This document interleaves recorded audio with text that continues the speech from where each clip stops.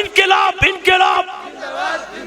তুমি কে আমি কে, তুমি কে আমি কে, তুমি কে আমি কে। ইনকিলাব ইনকিলাব ইনকিলাব ইনকিলাব। এই যে আমাদের ভাই শরীফ ওসমান হাদিকে যারা হত্যা করেছে, কি মনে করেন যে হত্যা করছে তার কপাল পুড়ছে আর আমার ভাইয়ের কপাল খুলছে? আল্লাহ বলে দুনিয়ার একটা এমপি হয় কি করবি? আল্লাহ এত সম্মান দিল, এত মানুষের ভালোবাসা দিল, বাংলাদেশের 20 কোটি মানুষের হৃদয়ের আসন। কথা বলে, বাংলাদেশের 20 কোটি মানুষের হৃদয়ে আসন পাইছে। কথা বলে ঠিক না? আল্লাহ তাকে শহীদ হিসেবে কবুল করেছেন। এক শুক্রবারে তাকে গুলি করা হয়েছে, পরে আর এক শুক্রবারে তিনি ইন্তিকাল করেছেন। আল্লাহ তার শাহাদতকে কবুল করেছেন। আর যারা শহীদ হয়, কথা বলেন, এদের সম্মান মর্যাদা কম না বেশি? আল্লাহ যদি সবচাইতে ছোট জান্নাতও কাউরে দেয়, এটা হলো এরকম 10টা পৃথিবীর সমান। খালি বাংলাদেশের সমান না, 10টা পৃথিবীর সমান। আল্লাহ আকবার বলেন। তাহলে আল্লাহ এমপি মন্ত্রী না বানায়া বাদশা বানায় দিয়েছে, বাদশা। কথা বলে ঠিক কিনা? আজও তার কবরে মানুষ যায়, অঝরে চোখের পানি ছেড়ে দিয়ে কান্না করে। হাজার হাজার মানুষ শাহবাগ চত্বরে তার বিচারের দাবিতে আন্দোলন করতেছে। হাসনাত আব্দুল্লাহ চোখের পানি ছেড়ে দিয়ে কান্না করে। তার ইনকিলাব মঞ্চের আরেকজন, সেও কান্না করতেছে আর বলতেছে, আল্লাহর কসম, যতদিন পর্যন্ত আমার ভাইয়ের বিচার না হবে ততদিন পর্যন্ত আমরা এই চত্বর থেকে যাব না। জাতীয় কবি কাজী নজরুলের পাশে শায়িত, মসজিদেরই পাশে আমায় কবর দিও ভাই। হ্যাঁ, কি সম্মান, কি ভালোবাসা মানুষের পাচ্ছেন। হাজার হাজার মানুষ তার কবরের পাশে দায়, আজ চোখের পানি ছেড়ে দিয়ে দোয়া কর। কত বক্তা, কত আলেম ওলামা যায় দোয়া করতেছে। আমাদের ভাই আব্দুল হাই মোহাম্মদ সাইফুল্লাহ, নওগাঁর সন্তান, তিনি তার কবর জিয়ারত করতেছেন আর চোখের পানি ছেড়ে দিয়ে কান্না করতেছেন। কত মানুষের ভালোবাসা তিনি পাচ্ছেন। আমার ভাই এদেশে ইনসাফ কায়েম করার স্বপ্ন দেখেছিল, বলে দুর্নীতি মুক্ত, চাঁদাবাজ মুক্ত একটা বাংলাদেশ গড়ব। আমরা কারো গোলামি করব না, আমরা হব আজাদি। কথা বলেন ঠিক কিনা? গোলামের জিনদের থেকে মুক্ত করার জন্য স্লোগান দিয়েছেন ইনকিলাব জিন্দাবাদ। বলেন ইনকিলাব জিন্দাবাদ। একটু জোরে বলেন ইনকিলাব ইনকিলাব। তুমি কে আমি কে, হাদি হাদি। বলেন তুমি কে আমি কে, তুমি কে আমি কে, তুমি কে আমি কে। ইনকিলাব ইনকিলাব ইনকিলাব ইনকিলাব। ইনসাফ এই জমিনে কায়েম করব। হাদিরা মরে না, হাদিরা বেঁচে থাকে। কথা বলে ঠিক কিনা? একজন হাদি হারাবে, লক্ষ হাদির জন্ম হাদির রক্তের উপরেই হবে। কথা বলেন ঠিক কিনা? এদেশে ইনসাফ কায়েম না হওয়া পর্যন্ত শান্তি আসবে না। আমার ভাই কি সাদামাটা মানুষ ছিল, মসজিদের ফ্লোরে ঘুমাইতো। কত স্বপ্ন দেখেছিল। আজকে তার 8 মাসের শিশুটা এতিম, তার স্ত্রী বিধবা। এমন একজন নেককার বিবি পাইছে। সোশ্যাল মিডিয়াতে আজ পর্যন্ত ওসমান হাদি ভাইয়ের বইয়ের একটা ছবি, একটা মুখের কথা কেউ শুনতে পারেনি। আল্লাহু আকবার কোন। ভাইয়ের বউটা এই যুগের ফাতেমা। স্বামীর এত ঘটনা ঘটে গেল, স্বামী বিদায়ও নিয়ে গেল, তারপরে মিডিয়াতে আইসা কান্না করলো, কোন অভিযোগ দিল? সিজদা দেখাচ্ছেন কার কাছে? কি নেককার বিবি পাইছেন। আল্লাহ আমার যুবক ভাইরা যারা বিয়ে করেনি তাদের ঘরে হাদি ভাইয়ের স্ত্রীর মতো নেককার স্ত্রী মিটায় জোটায়া দাও। জোরে বলেন আমিন। আরেকটু জোরে বলেন আমিন। এই কপাল সবার হয় না। আজকে একটু সুন্দরী বউ পাইলে রাস্তাঘাটে মেকআপ করে নিয়ে ঘোরো। এ পাগল মদন, বউ কি দেখানোর জিনিস না ঢাইকা রাখার জিনিস? বউ পার্সোনাল জিনিস না পাবলিসিটি করার জিনিস? আমার বউ আমি দেখব, বউ আমার দেখার অধিকারটাও কথা বলা লাগবে। তাহলে আপনার বউকে বেপরদায় ঘোরাফেরা করে দেখাইতেছেন মানে? এই জন্য যুবক, লক্ষ লক্ষ তারার মাঝে এক চাঁদের আলো, কোটি কোটি মানুষের মধ্যে এক হাদি ভালো। কথা বলেন ঠিক না? আল্লাহ আমার যুব সমাজকে হাদি হিসেবে কবুল করেন। প্রত্যেকটা যুবকের ভিতরে আল্লাহ হাদিকে লালন করার তৌফিক দান করেন। জোরে বলেন আমিন। তাহলে তুমি কে আমি কে মনে থাকবে তো ইনশাআল্লাহ। আমরা হাদি ভাইকে হারিয়ে যেতে দেব না, আমাদের ভিতরে আমরা হাদিকে লালন করব। আমরাও হাদি ভাইয়ের স্বপ্ন এই দেশে ইনসাফ কায়েম করব ইনশাআল্লাহ, ন্যায় বিচার কায়েম করব ইনশাআল্লাহ। আল্লাহ কবুল করেন। চিল্লায়ে বলেন আমিন। তোর তাজা প্রাণ হারিয়ে গেল।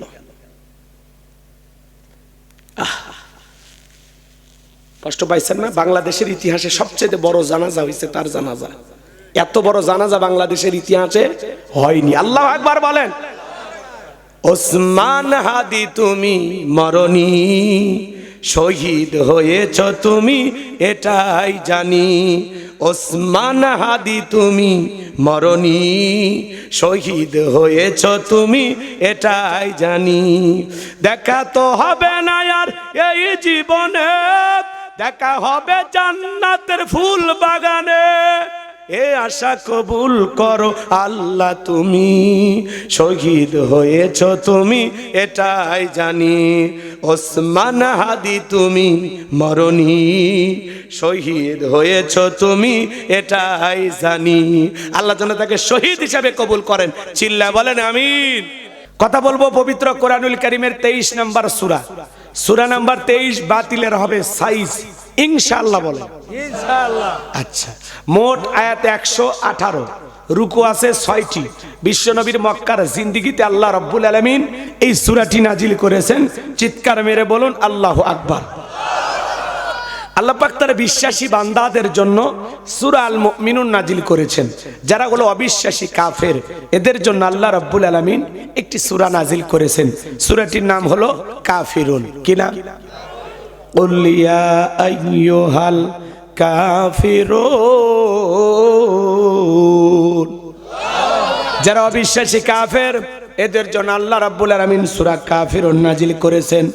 যারা হলো দুদুল্যমান, দুই নৌকায় পা দিয়ে চলে, মুখে বলে একটা অন্তরে আর একটা দুমুখো সাপ, বৃষ্টি যেদিকে ছাতা ধরে সেদিকে গোলালু মার্কা, সব তরকারিতে চলে, সুবিধাবাদ জিন্দাবাদ, এদের নাম হলো মুনাফিক।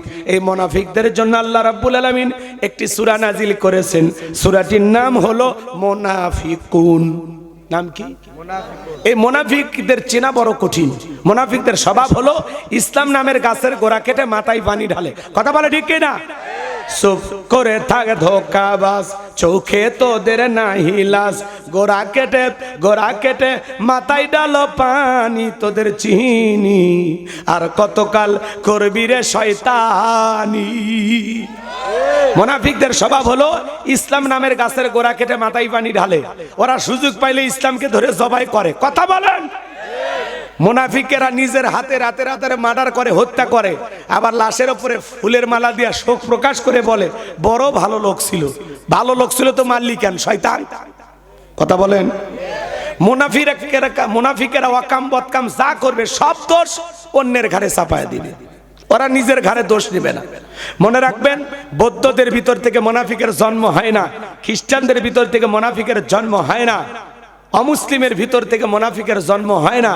মুনাফিকের জন্ম হয় মুসলমানের ভিতর থেকে। দাড়ি টুপি থাকার পরে মুনাফিক হতে পারে, হজ করার পরে আলহাজ মুনাফিক হতে পারে। নবীর পিছনে নামাজ পড়ে লোকটা যদি মুনাফিক হয়, আপনার আমার পিছনে নামাজ পড়ে তার সাথে বড়টা হবে। কথা বলে ঠিক কিনা? এই জন্য আমার ভাইয়েরা, আজকে আমি মুনাফিকদেরকে নিয়ে আলোচনা করব না, আমি আলোচনা করব আল্লাহর ভিআইপি এই মুমিন বান্দাদেরকে নিয়ে। আল্লাহু আকবার বলেন। আমরা সবাই মুমিন তো? বিশ্বাস আছে না?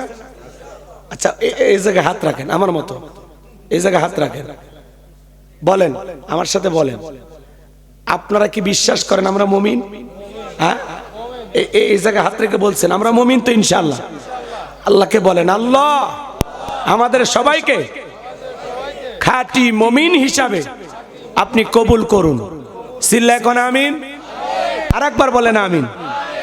আমার ভাইয়েরা চলেন কথা বলবো কোন সূরা? সূরার নাম সূরা আল মুমিনুন। কি নাম? এই যে একজন এই ভাতিজা গল্প করা যাবে না, একজন এই সাইড থেকে কয় হুজুরের গলা ভেঙে গেছে, তাই না? এরকম বললো না? ভাঙাটা স্বাভাবিক, কারণ প্রতিদিন মাহফিল, তাই না? কিন্তু একটু 20-25 মিনিট 30 মিনিট পার হোক, দেখবেন আল্লাহর দয়া অটোমেটিক ঠিক হয়ে যাবে। একটু গতিটা তোলা লাগবে তো, বোঝেন নাই? শুরু করি। হ্যাঁ, আল্লাহর কাছে দোয়া করেন, আর আমি আল্লাহর কাছে দয়া ভিক্ষা চেয়ে শুরু করছি। আধা ঘন্টা পরে দেখবেন গলা ইনশাল্লাহ ক্লিয়ার হয়ে যাবে। আল্লাহ কবুল করেন, জোরে বলেন আমিন।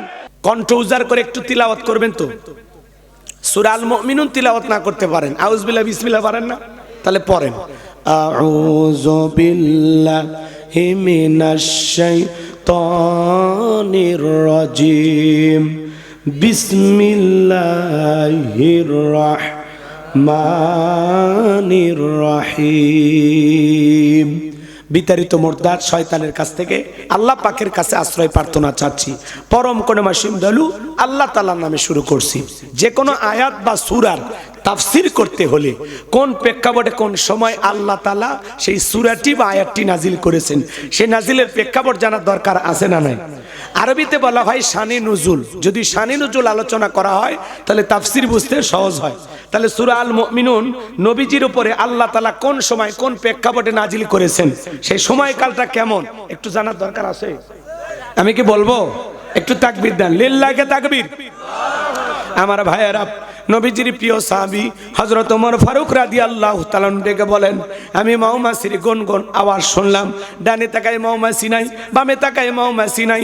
নবীজির চেহারা মোবারকের দিকে তাকায় দেখি নবীজি ফিসফিস করে কি যেন তেলাওয়াত করতেছেন।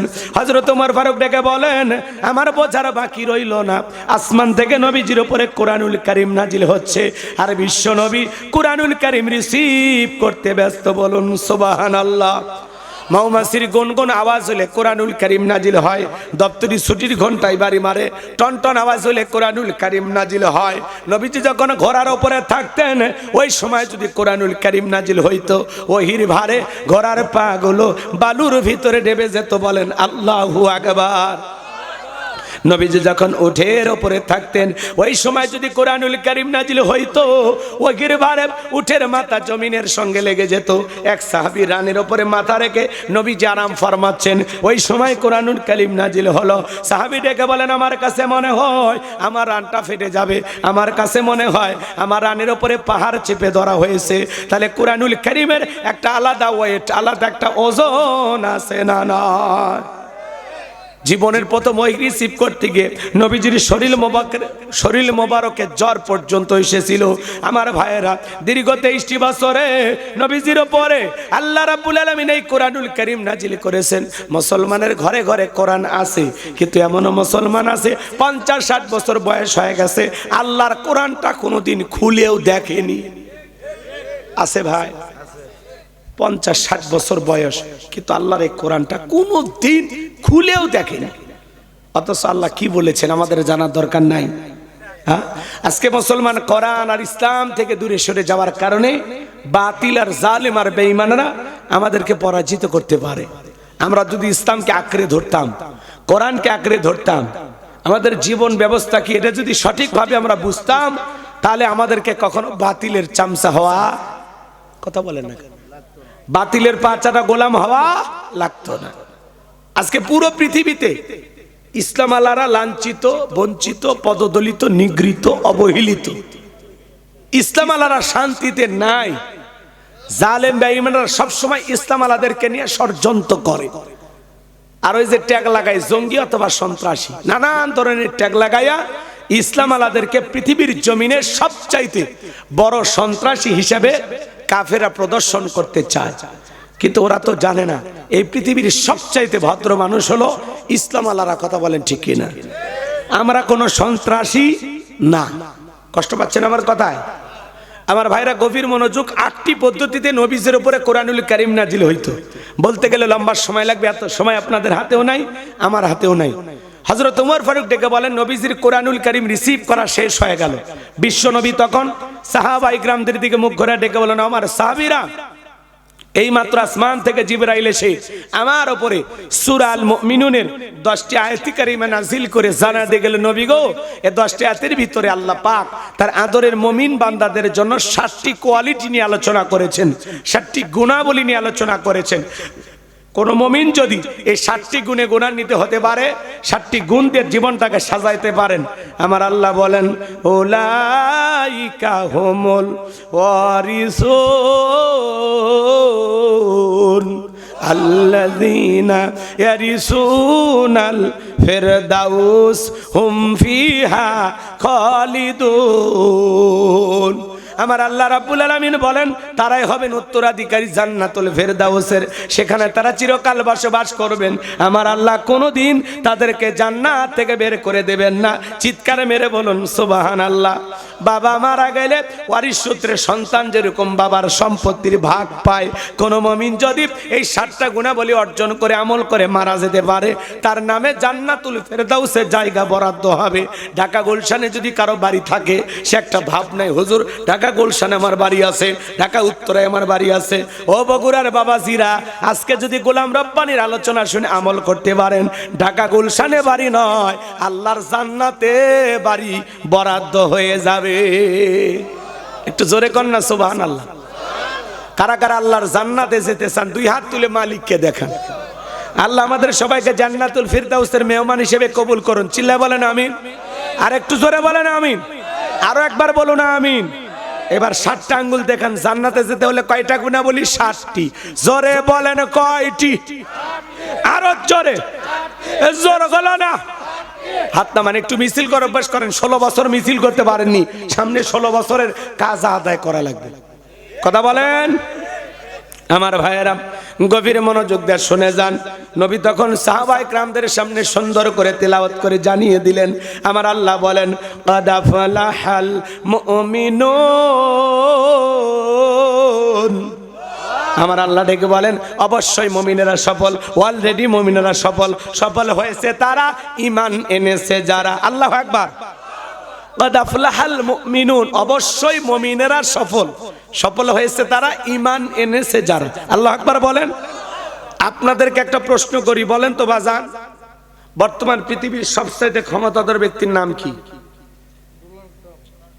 মাশাআল্লাহ, 2-1জন পারছেন, বাকিগুলো টেনশনে আছে। বর্তমান পৃথিবীর সবচেয়ে ক্ষমতাধর ব্যক্তির নাম হলো ডোনাল্ড ট্রাম্প, আমেরিকার প্রেসিডেন্ট। আপনাদের এলাকায় একটা বাজার আছে না? এই বাজার কি বাজার? বেলঘরিয়া বাজার। আল্লাহর একজন বান্দা এখানে তরকারি বিক্রি করে, সবজি বিক্রেতা। আজান দেওয়ার পরে আল্লাহর এই গোলাম যদি মসজিদে মাথা নত করে আল্লাহকে সিজদা দেয়, পৃথিবীর বড় নেতা ডোনাল্ড ট্রাম্পের চাইতে ওই সবজি বিক্রেতা ইমানদারের দাম কম না বেশি? তার মানে কি বুঝলেন? ঈমান আছে যার, আল্লাহর কাছে দাম আছে তার। কোন বেঈমানের দাম আল্লাহর কাছে নাই। ওই বেঈমানেরা ক্ষমতার দিক দিয়ে দুনিয়াতে সফল হতে পারে, ওদের ক্ষমতার দাম্ভিকতা দুনিয়াতে চলতে পারে, মরার পরে সবগুলো বেঈমানকে পিটাইয়া জাহান্নামে দেবেন তিনি কে? জান্নাতে যেতে হলে ঈমান নামের পাসপোর্ট লাগবে। কথা কোন? আমি যে কথা বলতে চাচ্ছিলাম বাজান, গভীর মনোযোগ দিয়ে কথাগুলো শুনে যান। পুরো পৃথিবীর জমিনে যারাই ক্ষমতাধর হোক না কেন, মনে রাখবেন ক্ষমতা পাইলে সফল হওয়া যায় না, টাকা থাকলে সফল হওয়া যায় না, যশ খ্যাতি থাকলে সফল হওয়া যায় না, ব্যবসায়িক দিক দিয়ে সফল হইলে সফল হওয়া যায় না। আল্লাহর কাছে সফল হতে পারবে তারা ঈমান আনবে যারা। কথা বলে ঠিক কিনা? ওই যে নবী করিম সাল্লাল্লাহু আলাইহি ওয়াসাল্লামের আদর্শ দিয়ে দেশ চালাবে, এটা নিয়েও ভারতের মাথা গরম যে এই কথা কেন বললো। এলে খালি আলোচনা চলতেছে, বক্তব্য দিয়ে মনে হয় ভুল করছে, এরকম একটা অবস্থা। মানে ভালো কথা কইলেও দোষ। রাগ করছেন আপনারা? তো আমি যে কথা বলতে চাচ্ছিলাম শোনেন। তাহলে এই সবজি বিক্রেতা ইমানদারের দাম আল্লাহর কাছে বেশি, কারণ তার কি আছে? ঈমান আছে। আপনার চেহারা কালো হোক, ফর্সা হোক, লম্বা হন, খাটো হন, ধনী হন, গরিব হন, তাতে কোনো সমস্যা নাই। আপনার ভিতরে ঈমান আছে, আল্লাহর কাছে আপনার দাম আছে। এই জীবনে যদি আল্লাহর কাছে দামি হতে পারি, আর কিছু লাগবে? জোরে বলেন, আর কিছু লাগবে? তাহলে আমি বলবো সফল হয়েছে কারা? আপনারা বলবেন ঈমান এনেছে যারা। বলতে পারবেন না? বলেন সফল হয়েছে কারা? সফল হয়েছে কারা? আমরা সবাই ইমানদার, আল্লাহ আমাদের ইমানদার হিসেবে কবুল করেন। জোরে বলেন আমিন। এইবার শোনেন, ঈমান আনার পরে মুমিন জীবনের সবচাইতে গুরুত্বপূর্ণ ইবাদতের নাম কি? সালাত। মাশাআল্লাহ। একজন অমুসলিম যদি কালেমা পড়ে জোহরের নামাজের পূর্বে, ওই ব্যক্তির উপরে জোহরের সালাত আদায় করা কি? ফরজ। তো মুমিন জীবনের সবচেয়ে গুরুত্বপূর্ণ ইবাদতের নাম হলো সালাত। কিয়ামতের ময়দানে আল্লাহ তাআলা সর্বপ্রথম বান্দার সালাতের হিসাব শুরু করবেন। প্রথমে আমল নামার যখন হিসাব শুরু করা হবে, 1 নাম্বার আল্লাহ সালাত দিয়ে শুরু করবেন। নামাজ যদি ঠিকঠাক থাকে, বাকি হিসাবে যদি একটু গরমিলও হয়, নামাজের কারণে সামান্য ত্রুটি থাকলেও, বাকি আমলে কমতি থাকলেও আল্লাহ মাফ করে দেবেন, ছাড় দেবেন। আল্লাহু আকবার কর। কিন্তু যদি প্রথম হিসাব নামাজে আপনি উল্টা পাল্টা ধরা খেয়ে যান, নামাজের হিসাব যদি ঠিকঠাক না দিতে পারেন, বাকি হিসাব আপনার জন্য আরো বেশি কঠিন এবং খুব বেশি কড়াকড়ি হবে। তাহলে বলেন তো বাজান, আমাদের মুমিন জীবনের সালাতটা ঠিকঠাক থাকা দরকার আছে না নাই? জোরে বলেন, দরকার আছে না নাই? আল্লাহ যখন মুমিন বান্দার 7টি কোয়ালিটি নিয়ে আলোচনা শুরু করলেন, 1 নাম্বার আল্লাহ তাআলা সালাত দিয়ে শুরু করছেন। কথা আমার না, কথা কার? আমি শুধু অ্যাডভাইস করে আপনাদেরকে শুনাইতেছি, আমি শুধু বাঁশিতে সুর তুলতেছি। বাঁশিওয়ালা কে? আল্লাহ। যুবক যারা আসছো, নিরাশ হয়ে না, তোমরাও যুবক, আমিও যুবক, তোমাদের মনে দুঃখটা কি বুঝি। তোমাদের জন্য স্পেশাল আলোচনা আছে। 4 নাম্বার গুণাবলীতে যুবকদের ওয়াজ আছে, আমি ওই সময় গিয়ে যুবকদের ওয়াজ করব ইনশাআল্লাহ। তাহলে কি শুরু করা যায়? 1 নাম্বার আল্লাহ রাব্বুল আলামিন বলেন, আল্লাযীনা হুম ফি সালাতিহিম খাশিউন। মুমিন বান্দার 1 নাম্বার গুণাবলী, যারা নিজেদের সালাত বিনয়ের সহিত, নম্রতার সহিত, আল্লাহর ভয় নিয়ে আদায় করে। আপনি আমি যখন সালাতে দাঁড়িয়ে যাব, অন্তরে ভয় থাকতে হবে কার? ইয়া আইয়ুহাল্লাযীনা আমানুত্তাকুল্লাহ, এই ঈমানদারগণ আমি আল্লাহকে ভয় করো, হাক্কা তুকাতিহি, ভয় করার মতো ভয় করো।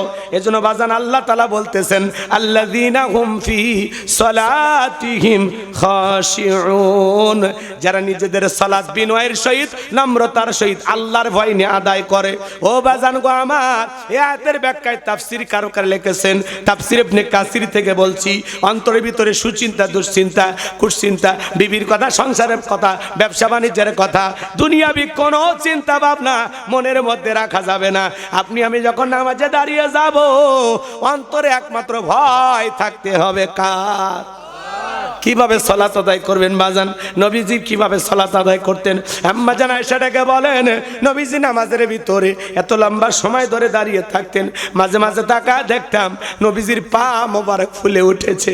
আম্মা জান আয়েশারও ডেকে বলে, নবীজি নামাজের ভিতরে এত লম্বা সময় রুকু করতেন, সিজদা করতেন, মাঝে মাঝে মনে হয় নবীজি আর কোনোদিন সিজদা থেকে মাথা উঠাবেন না।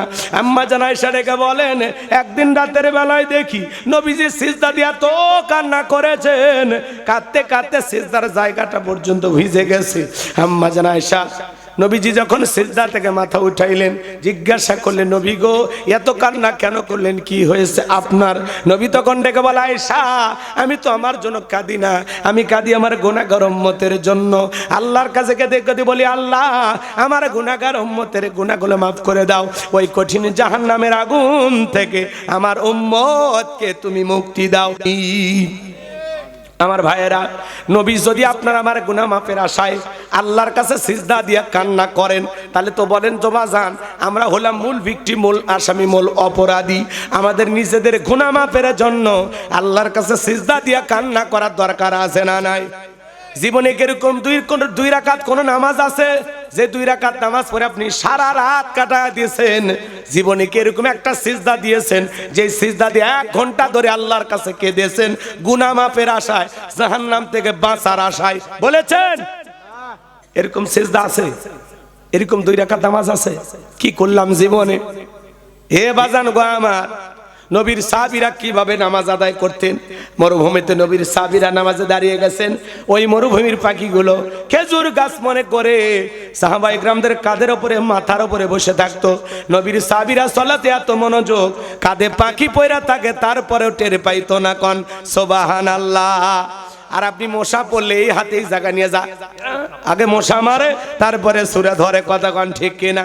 পায়ে মশা পড়লে এক ঠ্যাং আর এক ঠ্যাঙের উপর তুলে দেখায়, খাবু খা, আছে না নাই? আছে। অথচ নবীর সাহাবীরা সালাতে কত মনোযোগ।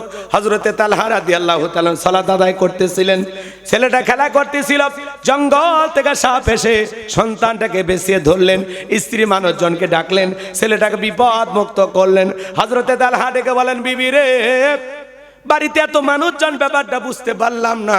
ডেকে বলে, স্বামী আপনি যখন নামাজে দাঁড়িয়ে গেছেন, জঙ্গল থেকে সাপ এসে ছেলেটাকে পেঁচিয়ে ধরেছিল, আমি মানুষজনকে ডাকলাম, ছেলেটাকে বিপদমুক্ত করলাম, এত ঘটনা আপনার চোখের সামনে গেল, আপনি কি কিছুই বলতে পারেন না? হযরতে তালহা ডেকে বলেন, বিবি রে, নামাজের মধ্যে মন যদি এদিক সেদিক চলে যায়, তাহলে নামাজ তো আর নামাজ থাকে না। আল্লাহু আকবার।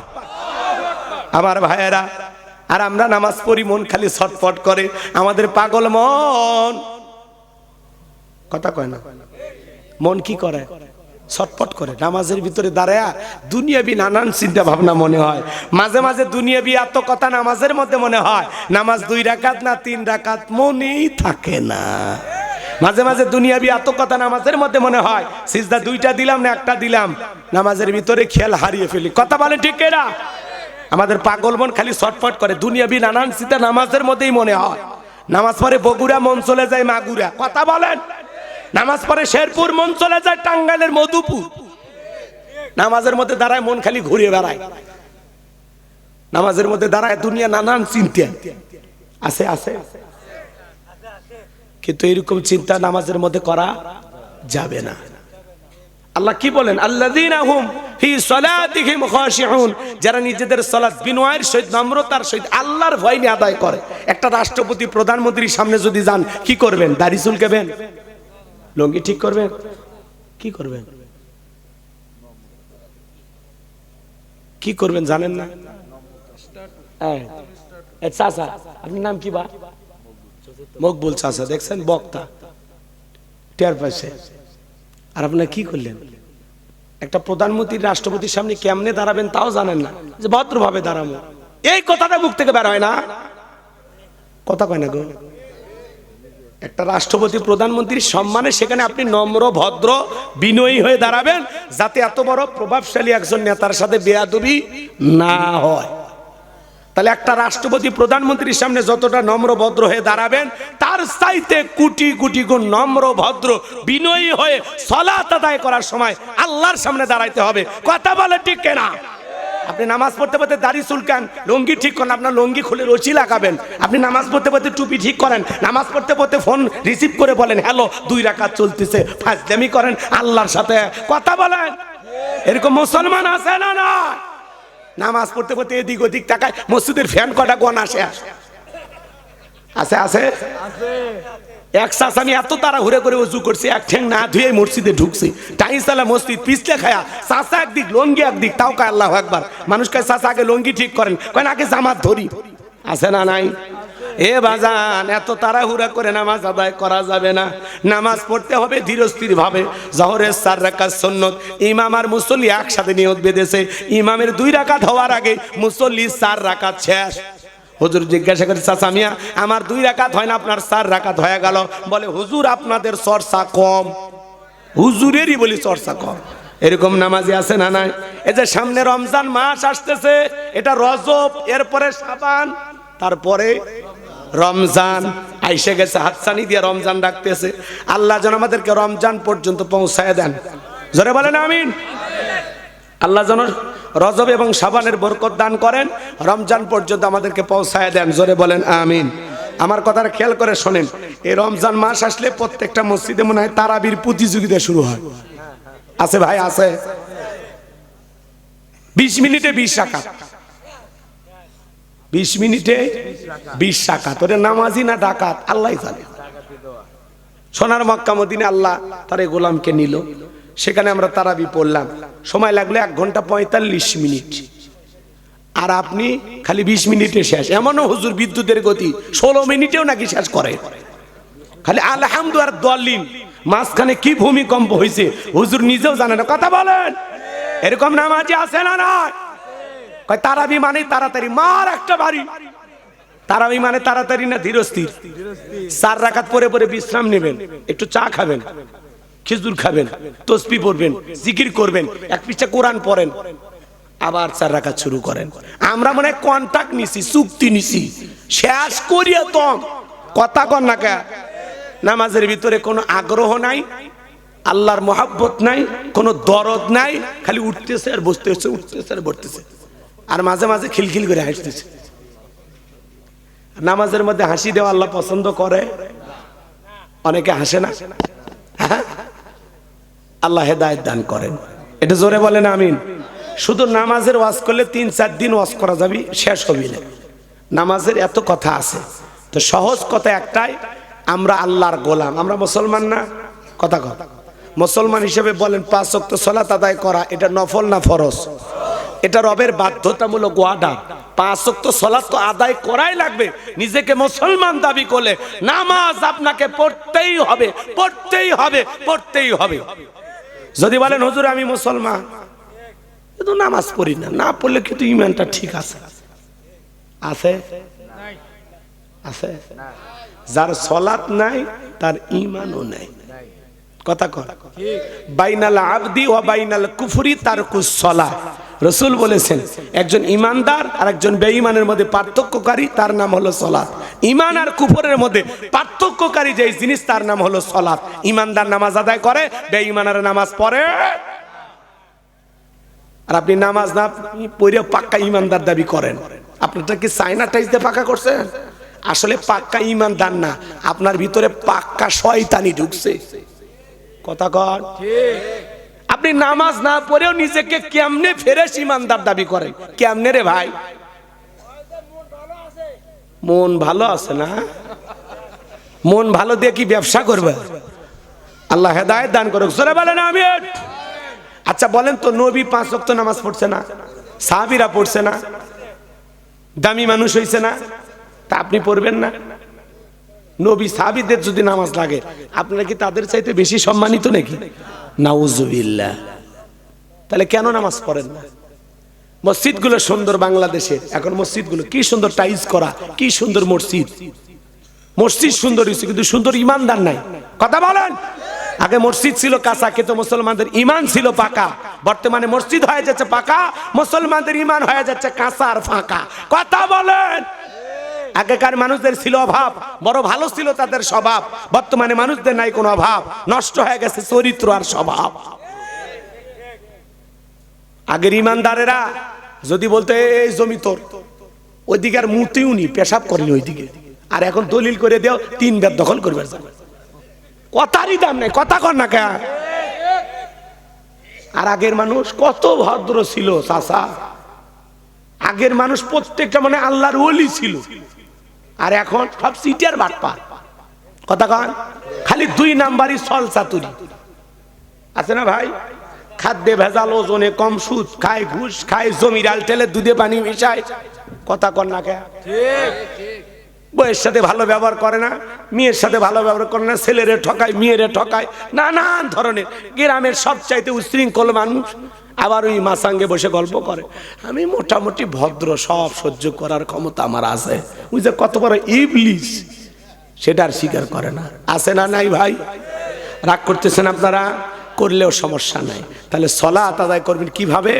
একটা ফাঁসির আসামিকে যদি বলা হয় রাত 10টা বাজে 12টায় তোমার ফাঁসি, ওই লোকটা যেরকম 2 রাকাত নামাজ আল্লাহর ভয়ে আদায় করবে, জীবনের শেষ মনে কইরা আপনি জোহরের সালাত আদায় করবেন। আর মনে মনে খেয়াল করবেন এই জোহরের নামাজ আমার জীবনের শেষ সালাত। কথা বলেন। আপনি যখন সালাত আদায় করার জন্য দাঁড়িয়ে যাবেন, মনে মনে খেয়াল করবেন আমি নামাজ আদায় করতেছি, আমার আল্লাহ আমাকে দেখতেছেন। কথা কয় না?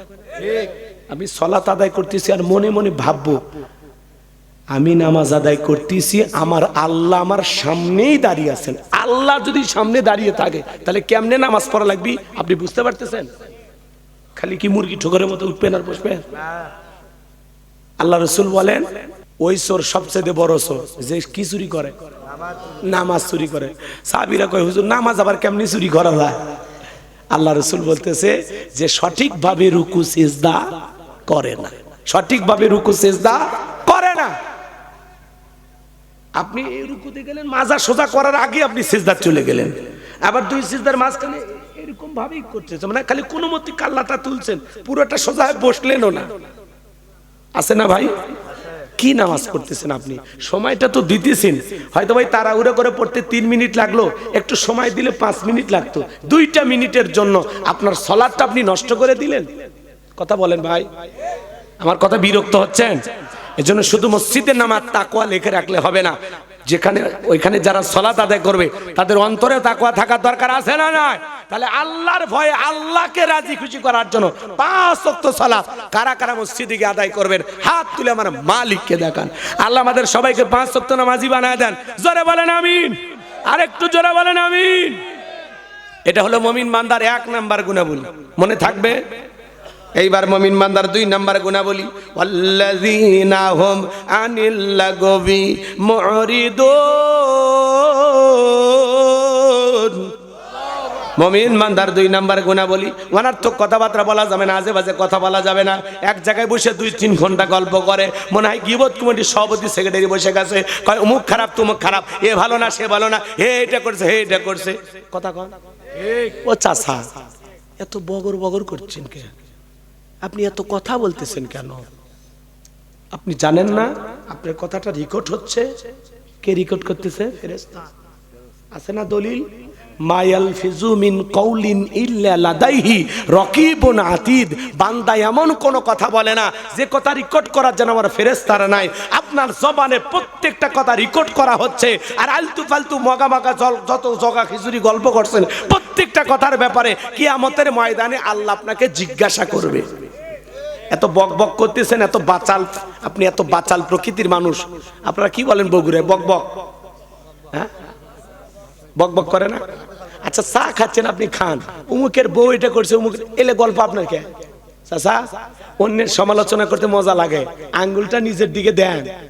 অন্যের সমালোচনা না করে নিজের জীবনের তুলুটি তালাশ করেন।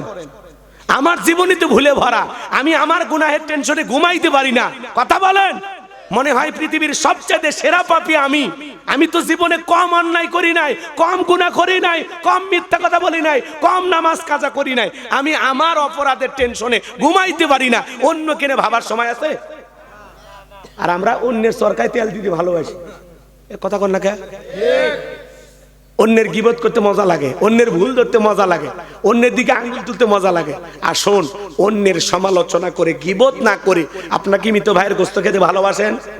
যারা গীবত করে তারা কি খায়? সুস্থ খায় না? আল্লাহ হেদায়েত দান করুক। আগে 5-7 জন মহিলা এক জায়গায় হলে গীবত হইতো, এখন 5-7 জন পুরুষ এক জায়গায় হলে গীবত শুরু হয়ে যায়। আছে না নাই? বাজান, একটু জবানটাকে কন্ট্রোল করেন, এত অতিরিক্ত কথা বলবেন না। মুমিন বান্দা কথা বলবে ততটুকু প্রয়োজন, যতটুকু প্রয়োজনের অতিরিক্ত কথা বলবেন না। যত বেশি কথা বলবেন তত বেশি ভুল হবে। কথা বলেন না কেন? যত বেশি কথা বলবেন তত মিথ্যা ঢুকে যাবে। অতএব অতিরিক্ত কথা বলা থেকে জবানটাকে কন্ট্রোল করতে হবে। মান সামাতা নাজা, যারা চুপ থাকে তারা নাজাত পাবে। আল্লাহু আকবার কোন। তাহলে অন্যের সমালোচনা করব না, নিজের আত্মসমালোচনা করব, নিজের জীবনের তুলুটি তালাশ করব। আমি আমাকে নিয়েই ভাববো যে আমার জীবনে কি কি সমস্যা, আমার জীবনে কি কি তুলুটি, আমার ভিতরে কি কি ভুল আছে। আমি নিজেকে সংশোধনের জন্য আত্মসমালোচনা করে নিজেকে পরিশুদ্ধ করে আল্লাহর সামনে উপস্থাপন করব ইনশাআল্লাহ। তাহলে আজ থেকে কার সমালোচনা? নিজের। সারাদিনে কি কি করছেন নিজের সমালোচনা করবেন। মসজিদে ঠিক মতো গেছেন কিনা নিজেকে জিজ্ঞাসা করবেন। এ গেলি না কেন? তোর তো যাওয়া উচিত ছিল, ফরজ ছিল, নামাজটা বললি না কেন? নিজের সমালোচনা করবেন। বউরে গালি দিছেন, এটা তো ঠিক করিসনি, কেন বললি গালি দিলি? এই শীতের রাত, যদি রাতের বেলা কাছে না নাই তখন তোর কি অবস্থা হবে? নিজের সমালোচনা করবে। হাসতেছে। বইয়ের সাথে 2 মাস ঝগড়া করার জন্য আমি বারবার নিষেধ করি, অনেক মাহফিলে কইছি, আপনাদেরকে বলতেছি এই পৌষ মাস আর মাঘ মাস বইয়ের সাথে ঝগড়া করা যাবে না। দিনের বেলা ঝগড়া করে, রাতে যদি কম্বল আর ল্যাপের ভিতরে না নেয়, যে শীত পড়ছে আপনার খুঁজে পাওয়া যাবে। সকালে জানাজা পড়া লাগবে, জানাজা। অতএব সাবধান, এই 2 মাস ঝগড়া করা যাবেই না। কথা রাগ করতেছেন আপনারা? আর বউয়ের সাথে ঝগড়া করার বিষয় না, বউ হলো ভালোবাসার জিনিস। হেরে চেতায় লাভটা কি? এরা যত ভালো রাখবেন আপনি তত ভালো থাকবেন। ঘরে শান্তি, বাহিরেও শান্তি। ঘরে জ্বালা, বাহিরেও জ্বালা, জ্বালা জ্বালা। অতএব জ্বালা মুক্ত জীবন যদি চান, বিবিটারে ভালো রাখবেন। পারবো তো ইনশাআল্লাহ? আল্লাহ কবুল করেন। যারা বলেন আমিন। তাহলে মুমিন বান্দা জবান দিয়ে সে কথা বলবে যে কথা বলে সব হয়। মুমিন বান্দার 2 নাম্বার গুণাবলী, অনার্থক কাজ করা যাবে না। মুমিনের টাকা হলে মুমিন সিনেমা হল বানাবে না, যাত্রা গানের আয়োজন করবে না, গানের কনসার্ট দেবে না, মদের বার দেবে না, সিনেমা হল বানাবে না। মুমিনের টাকা হলে মুমিন ভাস্কর্য বানাবে না। যারা বিগত 16 বছরে ক্ষমতায় ছিল রাস্তার মোড়ে মোড়ে ভাস্কর্য বানাইয়া 4,500 কোটি টাকার ভাস্কর্য বানাইছে। যেই দেশের মানুষ ডাস্টবিনের খাবার খুঁড়ে খায়, রেল স্টেশনে ঘুমায়, কত নারী আর বিধবা অসহায় জীবন যায় না, কত বেকার যুবক, কর্মের কোনো ব্যবস্থা নাই, আর আপনি সেই দেশে 4,500 কোটি টাকা দিয়ে ভাস্কর্য বানায় কি করছেন? 5 আগস্টে ওই ভাস্কর্যের মাথার উপর উঠে মানুষ পেশাব করছে। ইস, আপনার বাপের সম্মান আপনি নিজের হাতে নষ্ট করছেন। কথা বলেন। ওই ভাস্কর্য না বানায় যদি মসজিদ মাদ্রাসা বানাইতেন, আপনার বাবার জন্য যদি বিধবা একটা অসহায়দের থাকার একটা ব্যবস্থা করে দিতেন, এতিমখানা মাদ্রাসা বানায় দিতেন, বেকার যুবকদের জন্য ওই টাকা দিয়ে যদি কর্মের ব্যবস্থা করে দিতেন, আপনার বাবা কবরে শুয়ে থেকে সব পাইতো। কথা কন ঠিক না? কিন্তু আপনি বানাইছেন ভাস্কর্য। মুসলমান কখনো ভাস্কর্য বানাইতে পারে না, প্রতিমা বানাইতে পারে না, এগুলো ইহুদি বেঈমানদের কালচার। কথা বলেন ঠিক না? 4,500 কোটি টাকা কতগুলো জানেন? এই প্যান্ডেল ভরিয়ে যাবি টেকাই খালি 4,500 কোটি টাকা। কথা কন, কত দামি, কত অহংকার করতো, বড় বড় কথা বলতো। সিয়েরই ছাড়বি না, মানে আজরাইল আসবি তাও সিয়ের ছাড়বি না, এরকম আছে না? নাই? আজকে সিয়ের থেকে পালিয়ে গেল, আফসোস, আফসোস হয়। কথা কয় না কেন? বিরক্ত হয়েছেন আপনারা? এখন সিয়েরটা ভাগা না ভাই, কথা বলেন, ভাগা না? কত দাম্বি, কত অহংকার করতো, পালাবো না, হারাবো না, আমাদেরকে ধ্বংস করবে, এরকম শক্তি বাংলাদেশেই নেই। কথা ঠিকই ছিল, বাংলাদেশে ওরকম শক্তি ছিল না, ওটা আসমান থেকে ফয়সালা হয়ে গেছে। কথা বলেন ঠিক না? দেশে আগুন লাগাইয়া জনতারে জ্বালাইয়া, দেশে আগুন লাগাইয়া জনতারে জ্বালাইয়া, পালাইয়া সাইরা গেলে ঢাকা, গণভবনটা এখন ফাঁকা বুবুরে, গণভবনটা এখন ফাঁকা। দেশে আগুন লাগাইয়া আলেমদের জ্বালাইয়া, দেশে আগুন লাগাইয়া আলেমদের জ্বালাইয়া, পালাইয়া সাইরা গেলে ঢাকা, গণভবনটা এখন ফাঁকা আপারে, গণভবনটা এখন ফাঁকা বুবুরে, গণভবনটা এখন, এই কথা, গণভবনটা এখন, কথা বলে ঠিক কিনা? বাহাদুরি করতে নাই, ওয়ালা তামশি ফিল আরদি মারহা। যারাই জমিনে অহংকার করবে, দাম্ভিকতা করবে, তাদের পতন আছে না নাই? অহংকার করতে নাই। চলেন না বাজান গো, আমার সামনের দিকে যাই। তাহলে মুমিন বান্দার টাকা হলে মূর্তি বানাবে, ভাস্কর্য বানাবে, গানের আয়োজন করবে, সিনেমা হল বানাবে। মুমিনের টাকা হলে কি বানাবে? মসজিদ বানাবে, মাদ্রাসা বানাবে, ঈদগাহ মাঠ বানাবে, কবরস্থান বানাবে, রাস্তা বানায় দিবে, ফলের গাছ রাস্তার মধ্যে লাগায় দিবে, পুকুরের ঘাট বানায় দিবে। এক কথায় মানুষের কল্যাণে, মানবতার কল্যাণে, ইসলামের কল্যাণে তার টাকা ব্যয় হবে। মুমিন অর্থ ব্যয় করবে ভালো কাজে, যেখানে ব্যয় করলে সওয়াব পাওয়া যায়। বুঝতে পারছেন? মুমিন বান্দার 2 নাম্বার গুনাহ বলে, এ যুবক, অনার্থক জিনিস কান দিয়ে শ্রবণ করা যাবে না। এই কান আল্লাহ গান শোনার জন্য দেয় নাই। কানের ভিতর ইয়ারফোন লাগায় গান শোনো, রূপবানে নাচে কমর দোলাইয়া, আল্লাহর ফেরেশতারা কবরে নে পিটাবে ঝোলাইয়া ঝোলাইয়া। সিরাজগঞ্জের এক যুবক কানের ভিতর ইয়ারফোন লাগাইয়া রেল লাইন দিয়ে হেঁটে যায়, ট্রেন এসে ধাক্কা মেরে 3 টুকরা করে ধুয়ে গেছে। মরার পরে কানের ভিতর ইয়ারফোন লাগানো ছিল। এখন কবরে যা, ফেরেশতারা তোর জায়গা মতো বাদ্যযন্ত্র বাজাবে। কথা বলেন ঠিক কিনা? আল্লাহ কান গান শোনার জন্য দেয় নাই। হক্কানি উলামায়ে কিরামদের বয়ান শুনতে হবে, ইসলামী সঙ্গীত শুনতে হবে, কোরআন তেলাওয়াত শ্রবণ করতে হবে, ভালো ভালো কথা কান দিয়া শোনার দরকার আছে না নাই? তাহলে মুমিন বান্দার 2 নাম্বার গুনাহ বলি, জবান দিয়ে সে কথা বলবে যে কথা বললে সব হয়। প্রয়োজনের অতিরিক্ত কথা বলা থেকে সে কন্ট্রোল করবে জবানটাকে, সেই কাজ চালু করবে যে কাজ চালু করলে সব হয়, সেই জিনিসগুলো শ্রবণ করবে যেগুলো শুনলে সব হয়। এক কথায় সওয়াব আছে যেখানে। এ ভাই না সবাই কর না ভাই, ঘুম ধরছে, বালিশ আনতে বলবো? আপনার বইয়ের মোবাইল নাম্বার দেন। হাঁটি দেখছেন, হাঁটি। সওয়াব আছে যেখানে আর গুনাহ আছে যেখানে। মন খারাপ করছেন? কিচ্ছু মন খারাপ করা যাবে না। অনেক রাত হয়েছে, মাঝে মাঝে একটু 19-20 কিছু বললে রাগ করবেন না, কষ্ট হচ্ছে আপনাদের? তাহলে সহজ কথা, ভালো কথা বলবো, ভালো কাজ করব, ভালোটা শুনবো, মন্দ কথা বলবো না, মন্দ কাজ করব না, মন্দটা শুনবো না। ক্লিয়ার? এইবার 3 নাম্বার, ওয়াল্লাযীনা হুম লিযাকাতি ফাইলুন।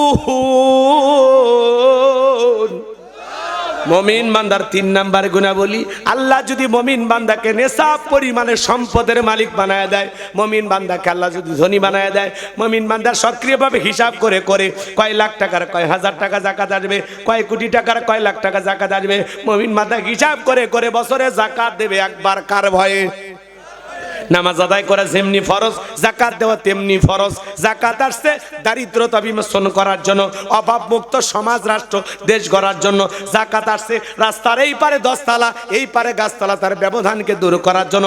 যাকাত আসছে পথে পড়ে থাকা অসহায় মানুষের অধিকার প্রতিষ্ঠিত করে তাদের বেঁচে থাকার সুন্দর অধিকার দেবার জন্য। আল্লাহু আকবার। এখন আমার সাথে কথা বলেন, এই দেশের অর্থনীতি যাকাত ভিত্তিক না সুদ ভিত্তিক? সুদ ভিত্তিক অর্থনীতি। হালাল না হারাম? কুকুরের বাচ্চা হয় কতগুলো? বাইসে থাকলে কি চলা যেত এলাকায়? জম্মের হাওয়া হয়, জম্মের মরা মরে। গাবি বাছুর দেয় কয়টা? এরপরে যদি এই গ্রামে আমরা খুঁজি 200 গরু পাওয়া যাবে না? পাওয়া যাবে না? বেশি। গোটা 20 কুত্তে পাওয়া যাবে? 10টাও নাই। কথা বলেন। আল্লাহ তাআলা হালালে এত বরকত দিয়েছে, চোখের সামনে পরীক্ষা। পরীক্ষা। বাংলাদেশে হাজার হাজার গরু প্রতিদিন জবাই হয়, লক্ষ পার। আবার কুরবানির সময় তো প্রায় কত লাখ, এটা হিসেব করে বাই করা লাগবে। এত খাওয়া খাইতেছি প্রতিদিন জবাই করে, কুরবানিতেও জবাই করে খাচ্ছি। কোন বছর শুনছেন যে এই বছর গরুর অভাবে অনেক কুরবানি দাতা কুরবানি দিতে পারেনি? শুনছেন? তার মানে হালালে আল্লাহ এত বরকত দিয়েছে, বান্দা কিয়ামত পর্যন্ত খায়া শেষ করতে সংখ্যায় কম, কিন্তু বরকত আছে।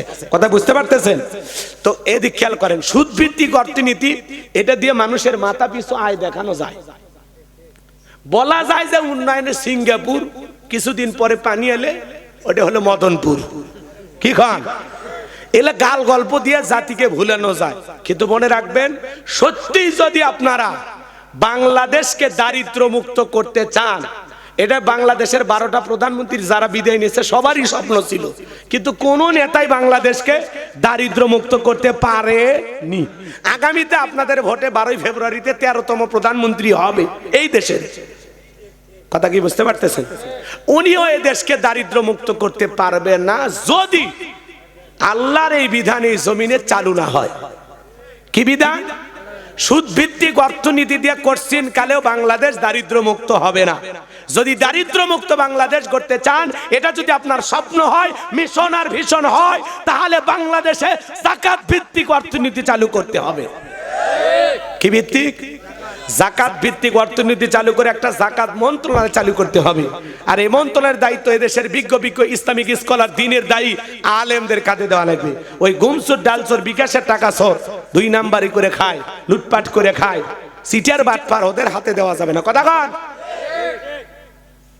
রাগ করেন?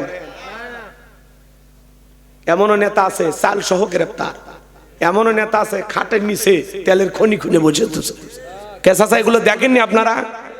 তা আবার এগুলো দেখতেছেন। এদেশের নেতারাই তো বলতো 7 কোটি জনগণ, 7.5 কোটি কম্বল, আমার কম্বল গেল কই? পৃথিবীতে অনেক দেশে পাইছে স্বর্ণের খনি, আমি পাইছি চোরের খনি। এগুলো কথা সত্য না? তার মানে কি বুঝতেছেন? অনেক নেতাই চেষ্টা করছে বাংলাদেশকে দারিদ্র মুক্ত করার, কোন নেতা পারেনি। বাংলাদেশকে যদি দারিদ্র মুক্ত করতে চান, তাহলে একটা যাকাত মন্ত্রণালয় চালু করে আলেমদের কাঁধে দায়িত্ব দেওয়া লাগবে।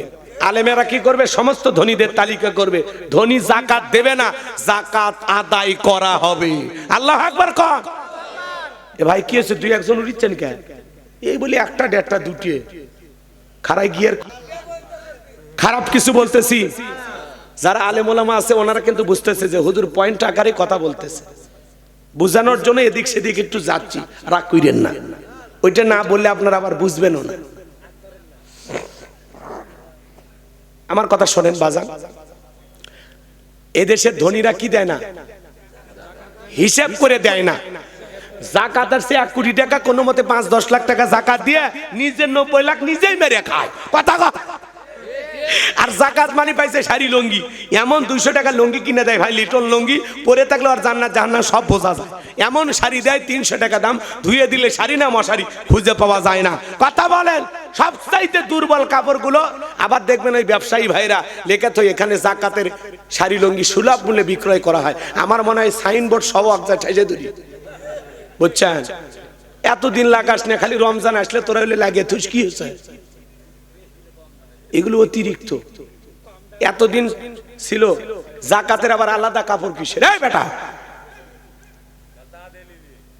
যাতে একটা গরিব মানুষ হোক আর যেই রকম, আপনি 5000 শাড়ি লুঙ্গি দেওয়ার দরকার নেই, 500 দেন, ভালো দেন, যেগুলো পরে ভদ্র সমাজে চলাফেরা করা যায়।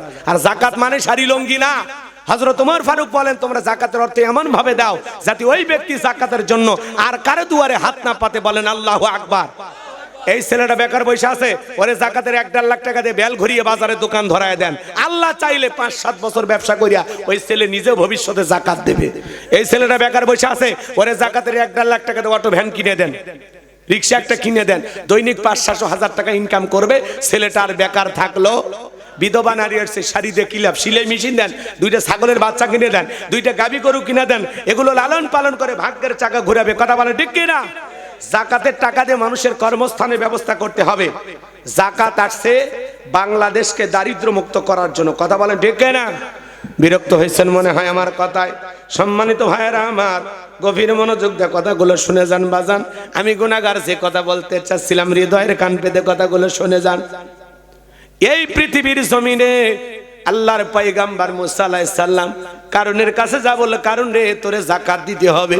কারুন ডেকে বলে, পয়গম্বর আমি যাকাত দেব না। নবী মুসা বলে, যাকাত না দিলে যাকাত আদায় করা হবে। আল্লাহু আকবার কোন। নবী মুসার রাগ কম না বেশি? যে নবী রেগে গেলে মাথার টুপি বেদ করে চুল খাড়া হয়, আজরাইলকে পর্যন্ত থাপ্পড় লাগায়া দেয়। সেই নবী মুসা বলে, ও কারুন যাকাত দিতে হবে। কারুন রাগান্বিত চেহারা দেখার পরে ডেকে বলে, পয়গম্বর কত টাকা যাকাত দিতে হবে? নবী মুসা বলে, নবী মুসা আলাইহিস সালাম ডেকে বলে, শতকরা 2.5% যাকাত দিতে হবে। বলে ঠিক আছে, আমার একটু সময় দেন, হিসাব নিকাশ করে আপনাকে জানাবো। এইবার বাজান গো আমার, মুসা নবী চলে গেলেন, আর কারণ হিসাব নিকাশে বৈশা গেল। এই কারণকে আল্লাহ এত সম্পদ দিয়েছিল, 70টা উট লাগতো চাবি বহন করতে। চাবি যদি এত হয় তালা কত, আর তালা যদি এত হয় সিন্ধুকে মাল কত, ছোট মাথায় ধরবে না। এইবার কারণ হিসাব নিকাশ করে দেখে, হাজার হাজার কর্মচারী দিয়া সারাদিন সারা রাত যদি যাকাতের টাকা দেওয়া হয়, এরপরে টাকা শেষ হবে না। এমনি তো কৃপণ পায়ে স্যান্ডেল দেনা ক্ষয় যাবে বলে, গায়ে জামা পরে না ছিঁড়ে যাবে বলে, সেই কৃপণ কি এত টাকা যাকাত দিতে পারে না? সে তখন একটা গভীর ষড়যন্ত্র করলো। এলাকা একটা 2 নাম্বার মহিলা ছিল, নাম হলো সবদা। সবদা নামের পতিতার কাছে যা বলে, সবদা রে তোর 2 বস্তা টাকা দেব, বিনিময়ে একটা কাজ করে দিতে হবে। নবী মুসা দিনের বেলা ওয়াজ করে, আর রাতের বেলা আমি সবদার সাথে রাত কাটাই। এই কথাটা বলে সাক্ষী দিতে হবে। তুমি কি রাজি আছো অ্যাডভান্স হিসাবে? তাহলে আজকে তোমাকে 1 বস্তা টাকা দিয়ে দিব। সবদা রাজি হয়ে গেল, অ্যাডভান্স হিসাবে তাকে 1 বস্তা টাকা দেওয়া হলো। পরের দিন সকালবেলা আল্লাহ নবী মুসা আলাইহিস সালাম হাজার হাজার জনতার সামনে আল্লাহর পথে মানুষকে আহ্বান করতেছেন, সুন্দর করে দাওয়াত দিতেছেন। ওই ভরা মজলিসে সবদা মুসা নবীর আলোচনা শোনার পরে পাষাণ হৃদয় গইলা চোখ দিয়া পানি ঝরতেছে। জোরে কোন মারহাবা। কারণ ইশারা দেয়া বলে, তাড়াতাড়ি দাঁড়া। বলে না, আর একটু শুনি। 2 জন লোক পাঠা দিল, ওরা এসে জোর করে সবদাকে যখন ভরা মজলিসে দাঁড়া করা দিল, কারণ লাভ মেরে দাঁড়ায় বলে, মুসা রে ওয়াজ বন্ধ কর। তাকায় দেখ 2 নাম্বার মহিলা দাঁড়াইছে। মহিলাটা 2 নাম্বার না 1 নাম্বার? মুসা নবী কি জানে? রতনে রতন সেনে। কথা কয় না? আজও দেখবেন আলেম ওলামা যখন হক কথা বলে, সুদের কথা বলে, ঘুষের কথা বলে, আল্লাহর আইনের কথা বলে, কোরআনের সমাজ ব্যবস্থা করার কায়েম করার কথা বলে, তাদেরকে টার্গেট করে বলা হয়, হুজুর আপনার ওয়াজ লাইন ছাড়া, হুজুরের ওয়াজ লাইন ছাড়া না, আলেমদের ওয়াজে বাধা দেবে যারা, ওরাই লাইন ছাড়া, ওরাই তার সেরা, ওরা হলো ডিজিটাল আবজে। কথা বলেন, হক কথা বললে এত সমস্যা কে?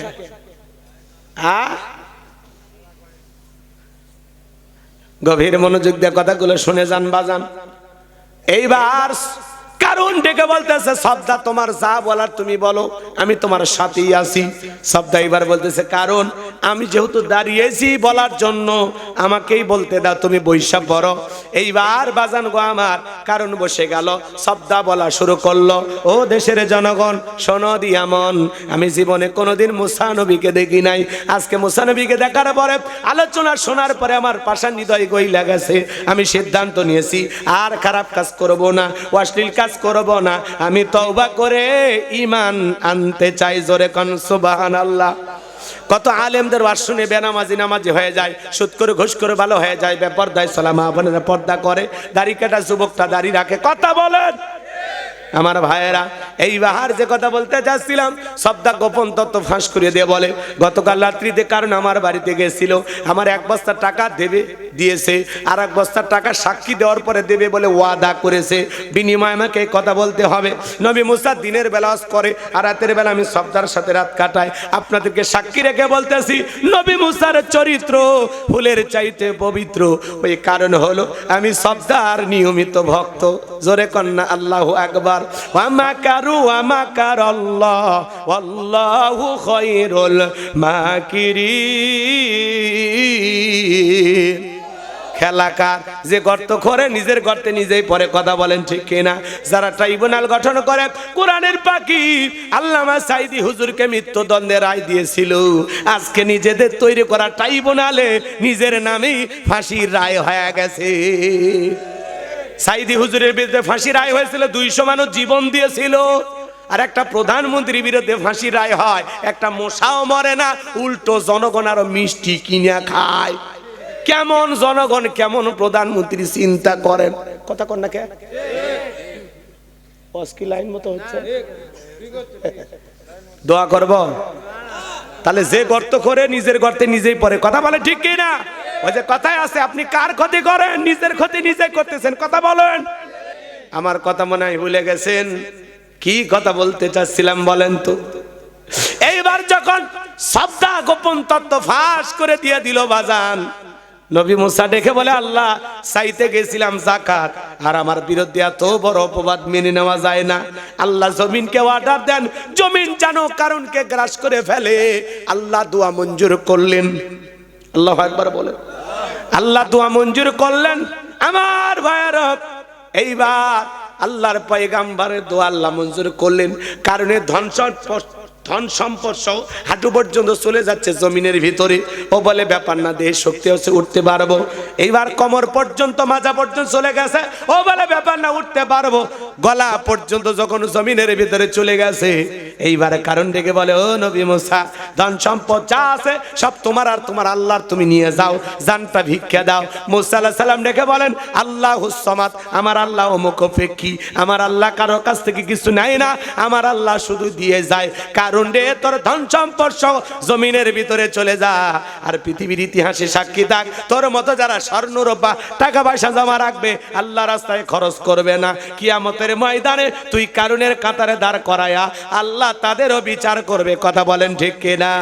এজন্য সূরা তাওবার ভিতরে আল্লাহ পাক বলেছেন যারা স্বর্ণ রূপা টাকা পয়সা জমা রাখে, আল্লাহ রাস্তায় খরচ করে না, তাদের জন্য রয়েছে আযাবের সুসংবাদ।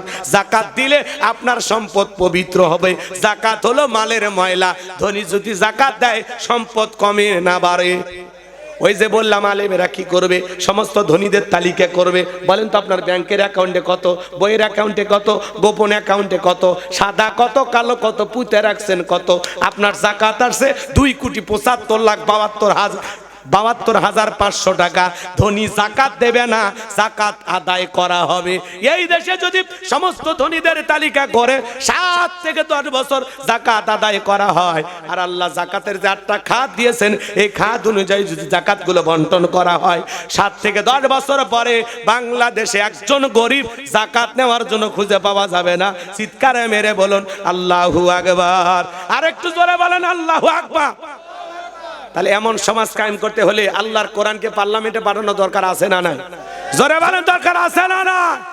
আল্লাহর এই জমিনে আল্লাহর দ্বীন প্রতিষ্ঠিত হোক। কারা কারা আছেন একটু হাত তুলে দেখান তো দেখি। লিল্লাহি তাকবীর। আল্লাহ যেন এই জমিনকে কোরআন আর ইসলামের জন্য কবুল করেন, জোরে বলেন আমিন। আল্লাহ যেন এই জমিনে তার দ্বীনের বিজয় দেন, জোরে কোন আমিন। আমার ভাইয়েরা গভীর মনোযোগ দিয়ে শুনে যান বাজান। তাহলে এইবার মুমিন বান্দার 4 নাম্বার গুণাবলী, যুবক আল্লাহ সম্পদ দিলে 3 নাম্বার কি বললাম, হিসাব করে বছরে একবার যাকাত দিবেন। পারবো তো ইনশাআল্লাহ? এ ভাই শোনেন না, ধনীর যাকাত দেওয়া ফরজ, গরিবের যাকাত খাওয়া ফরজ না। আপনি যে গরিবের হাতে যাকাত দিলেন, দিয়ে কি দয়া করুণা করছেন? ধনীর যাকাত দেওয়া ফরজ, গরিবের যাকাত খাওয়া ফরজ নয়। ধনীর যাকাত গরিব গ্রহণ করে ফরজ ইবাদত পালনের সুযোগ তৈরি করে দিয়ে গরিব বড় লোক দয়া করছে। কথা বুঝতে পারছেন? এই জন্য গরিব যেন আপনার বাড়িতে যাকাতের জন্য না যায়, আপনি গরিব খুঁজে দিয়ে আসবেন, এটা আপনার দায়িত্ব। কথা বলেন, এটা ইসলামের নিয়ম। আর আপনারা মাইকিং করে দেন, অমুক সেরাকালি বদনা, অমুক স্কুল মাঠে শাড়ি লঙ্গি দিবি জাকাতের, আপনারা আসেন। মানুষ আসছে 50,000, শাড়ি হলো 5,000, ঠেলাঠেলি গুদে গুদি করে পায়ের তলে পড়ে 6 জন মরছে। কর্তোয়া বাংলাদেশ, নয়া দিগন্ত, কালের কণ্ঠ, প্রথম আলো, সব পত্রিকায় নিউজ হয়ে গেল। প্রত্যেকটা চ্যানেলে অমুক শিল্পপতি জাকাত দিবে যায়, 6 জন মরছে, 32 জন আহত। কি মনে করেন এই জাকাতে জান্নাত যাবেন? জান্নাত তো দূরের কথা, মানুষ হত্যাকারী গুনাহ নিয়ে জাহান্নামে ঢোকা লাগবে। এটা জাকাত দেওয়ার সিস্টেম না। লোক দেখানো জাকাত দেওয়া বন্ধ করেন। কথা কেন? লোক দেখানো জাকাত দেওয়া বন্ধ করেন। এই মসজিদ কমিটি আপনারা করছেন না, মাদ্রাসা কমিটি আছে না, মাহফিল কমিটি আছে না, তো কবে দেশে ইসলাম কায়েম হবে আমরা তো জানি না। কিন্তু এই গ্রামের 50-60 জন যে ধনী আছেন, আপনারা প্রত্যেক বছরে সবাই মিলে ধনীদের মধ্যে একটা জাকাত কমিটি গঠন করেন।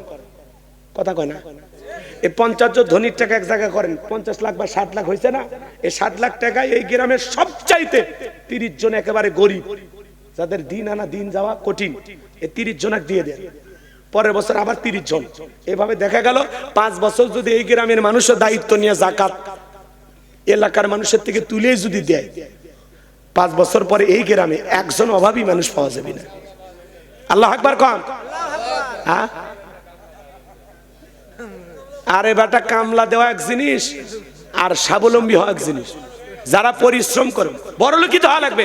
আপনি খালি কামলা দেওয়ার ধান্দাতে আছেন না, কামলা বাইরের দেশ থেকে আসবে বেটা।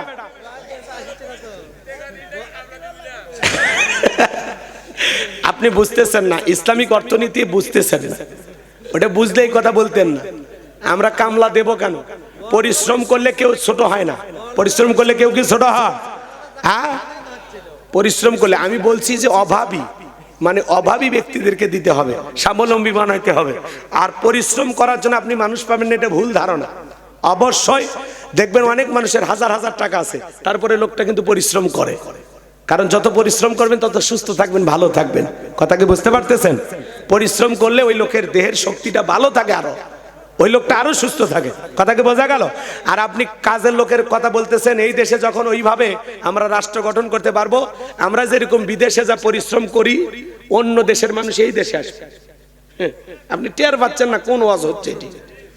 ওটা আপনার স্বপ্নের মতো হবে। আপনার বাড়ি ওই যেগুলো দেশ আছে দরিদ্র দেশ, ওই দেশের লোক আপনার বাড়িতে এসে কাজ করবে। কথা কয় না কেন? আমরা যাই অন্য দেশের রাস্তা ঝাড় দিচ্ছি না, টয়লেট পরিষ্কার করছি না, ফুলের বাগান পরিষ্কার করছি না, মানুষের বাজার করে দিচ্ছি না, গাড়ি চালাচ্ছি না। এই দেশে আসবি, বুঝেছে না গো, বুঝেছে না যে হুজুর ওয়াজটা কুটি করিচ্ছে। আপনি 7 বছর 10 বছর খালি দেন দেন, চাচা দেন আগে, তারপরে দেখেন দেশ কোন দিকে যায়। আল্লাহু আকবার কোন। এই ভাঙ্গা রাস্তা আর ওইদের ডাকাতের ভয়, যে নন্দীগ্রামের রোডে এই শেরপুরে গেলে সব কারে নিবি, ওই ভয়। রাস্তার মধ্যে টেকা ফেলে দিয়ে আসবেন, তাও লারবি না কেউ। সেই দিন আসবে ইনশাআল্লাহ। ওই যে বললাম আফগানিস্তানে তালেবানেরা ক্ষমতায় গেছে, পলিথিনের ব্যাগে নিয়ে টেকা ঘরে, পলিথিনের ব্যাগ দেখা যাচ্ছে টাকা, তাও কেউ থাবা মারে না। আর এই দেশে ব্যাংক টাকা জমা দিয়ে গেছেন, এদিক ওদিক তাকাছেন, ওইটাও নেই। কথা কর। পুলিশের পোশাক পরে যায় ব্যাংক থেকে বাই করে নিয়ে আসে, পুলিশ নিজে ডাকাতি করে। এ কথা কর না কেন? এক মহিলা ধর্ষণ করছে, পুলিশের কাছে বিচার দিবের কাছে কইছে কেমনে ধর্ষণ করছে এদিকে আয়। ওই যে আগে চান্স নিয়েছে। কত বড় শয়তান, রক্ষক হয়ে গেছে ভক্ষক। কথা বলেন কি এলে বাস্তব না বাস্তব? কয়েকদিন আগে এক মহিলা কান দিল, দেখেননি যে পুলিশ আমার সাথে খারাপ ব্যবহার করছে, আমি বলতে পারবো না কি করছে। চিন্তা করছেন চাচা, পুলিশ ওই কাম করা তো দূরের কথা, নিজের মাও যেরকম সম্মান করবি ওই নারীকে ওইরকম সম্মান করবি, ওটা ওর মাও মনে করবি, নিজের মেয়ে মনে করবি। কথা বলেন ইসলাম কায়েম হলে ইফটিজিং আর জিনা ব্যভিচার দূরের কথা, মাঝে মাঝে পুরুষের নারীর দিকে তাকানোর কথা ভুলে থাকবি।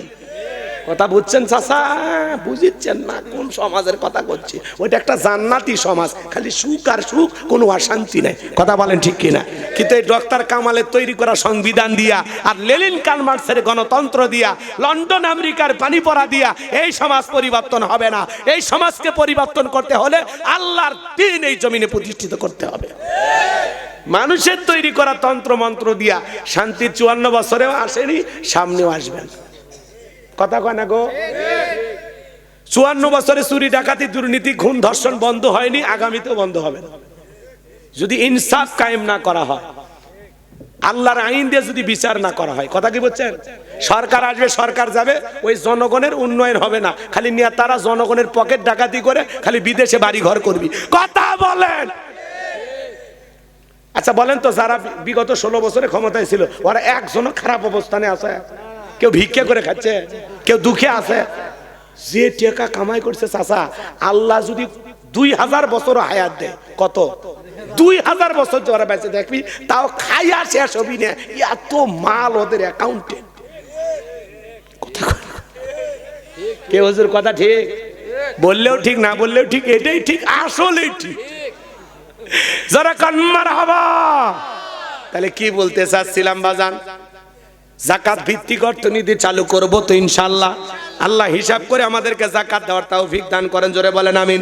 এইবার যুবক রেডি হও, তোমাদের ওয়াজ।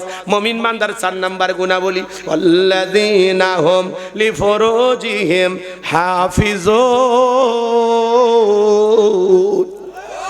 আরেকটু জোরে কোন আল্লাহু আকবার। মুমিন বান্দার 4 নাম্বার গুণাবলী, নিজের যৌবনটাকে সংযত রাখা, নিজের যৌবনটাকে কন্ট্রোল করা। মুমিনের যৌবন হোটেলে বিক্রি হবে না, পার্কে বিক্রি হবে না।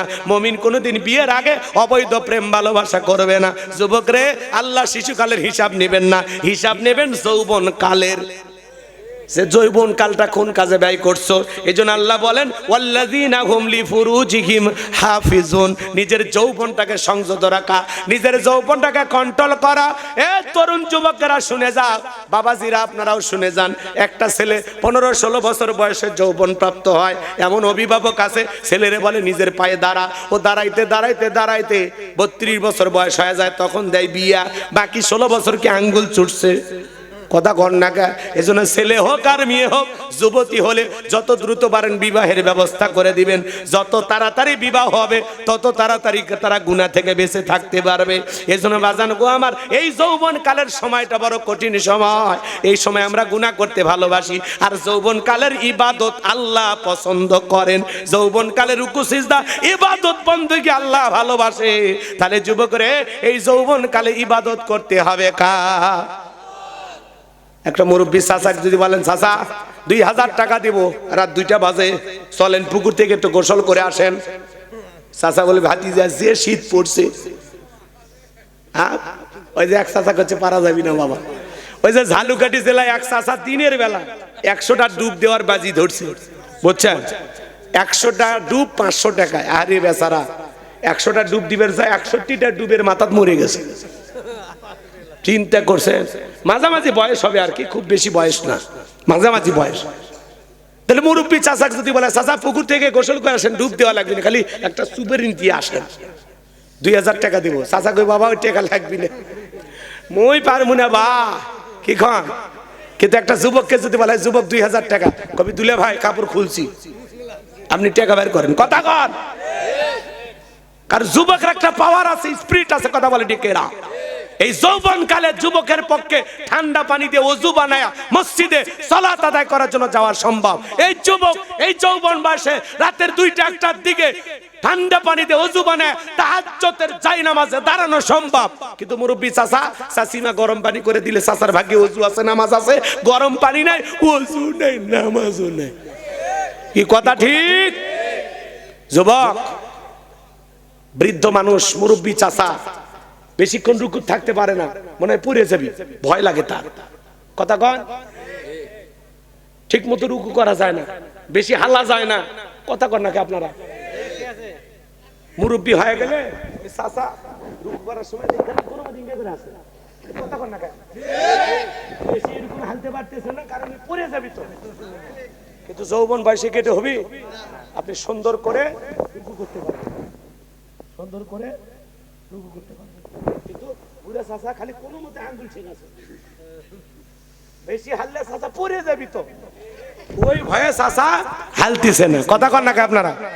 সেজদায় গিয়ে চাচা বেশিক্ষণ থাকতে পারতেছে না, কারণ বেশিক্ষণ থাকলে চাচা দম আটকে মরে যাবে, হাউস ফাউস হচ্ছে খালি। কথা কন, কিসের সিজদার তাসবিহ পড়বি সুবহান রাব্বিয়াল আলা, এটা পড়া বাদ দে চাচা। কি কথা ঠিক? এটা মজা করার জন্য না, এই বয়সে আপনারও আসবে আমারও আসবে, কিন্তু এই যৌবন বয়সে যখন ইবাদত করবেন, শেষ বয়সে যা যদি তুলুটি হয়, এই যৌবনের ইবাদত করার কারণে আল্লাহ বৃদ্ধ বয়সের তুলুটিগুলো মাফ করে দিবে। এই জন্য বাজান, এই যৌবন কালের ইবাদতটা করা লাগবে। চাচা লাঠি ধরে মসজিদে যাইতে যাইতে জামাতি শেষ, জামাতি শেষ। কি কন, কথা কন না? আর যুবক 1-1.5 মিনিট লাগবে না মসজিদে হাঁটে যেতে। কি কন? তাহলে যুবক, এই ভরা যৌবনে ইবাদত করতে হবে কার? এই যৌবন কালে বেশি বেশি সিজদা দিতে হবে কাকে? হযরত আলী রাদিয়াল্লাহু তাআলা বলেন, তোমরা যৌবনের তরণে গুনাহ করো, একদিন তোমাদের যৌবন থাকবে না, আমল নামায় গুনাহ ঠিকই লেখা থাকবে। কথা বলে ঠিক কিনা? চাচা, এক সময় আপনারও 22 বছর 25 বছর বয়স ছিল, ওই যে সারেকান্দি, ওই যে প্রেম যমুনার ঘাটে, ওই যে চরের ভিতর গেলেন না নৌকা চড়ে, কে যেন সাথে ছিল সেদিন?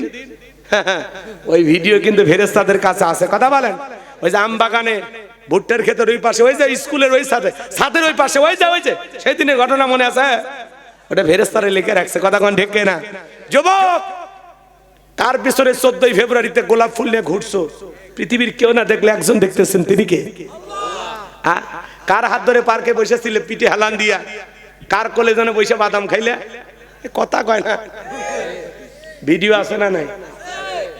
যুবক, মন তো চায় যৌবন কালে একটু গুনাহ করি, রং তামাশা করি, পাপের তো অনেক পথ। তুমি কি মনে করো আমি যুবক না? কথা কয় না। তোমার কি মনে আমি যুবক না? আমারও তো মন চায় একটু সিনেমা দেখি, আমারও তো মন চায় একটু পাপ করি, দাড়িটা কাইটে প্যান্ট শার্ট পরে ঘুরি, আমার তো মন চায়।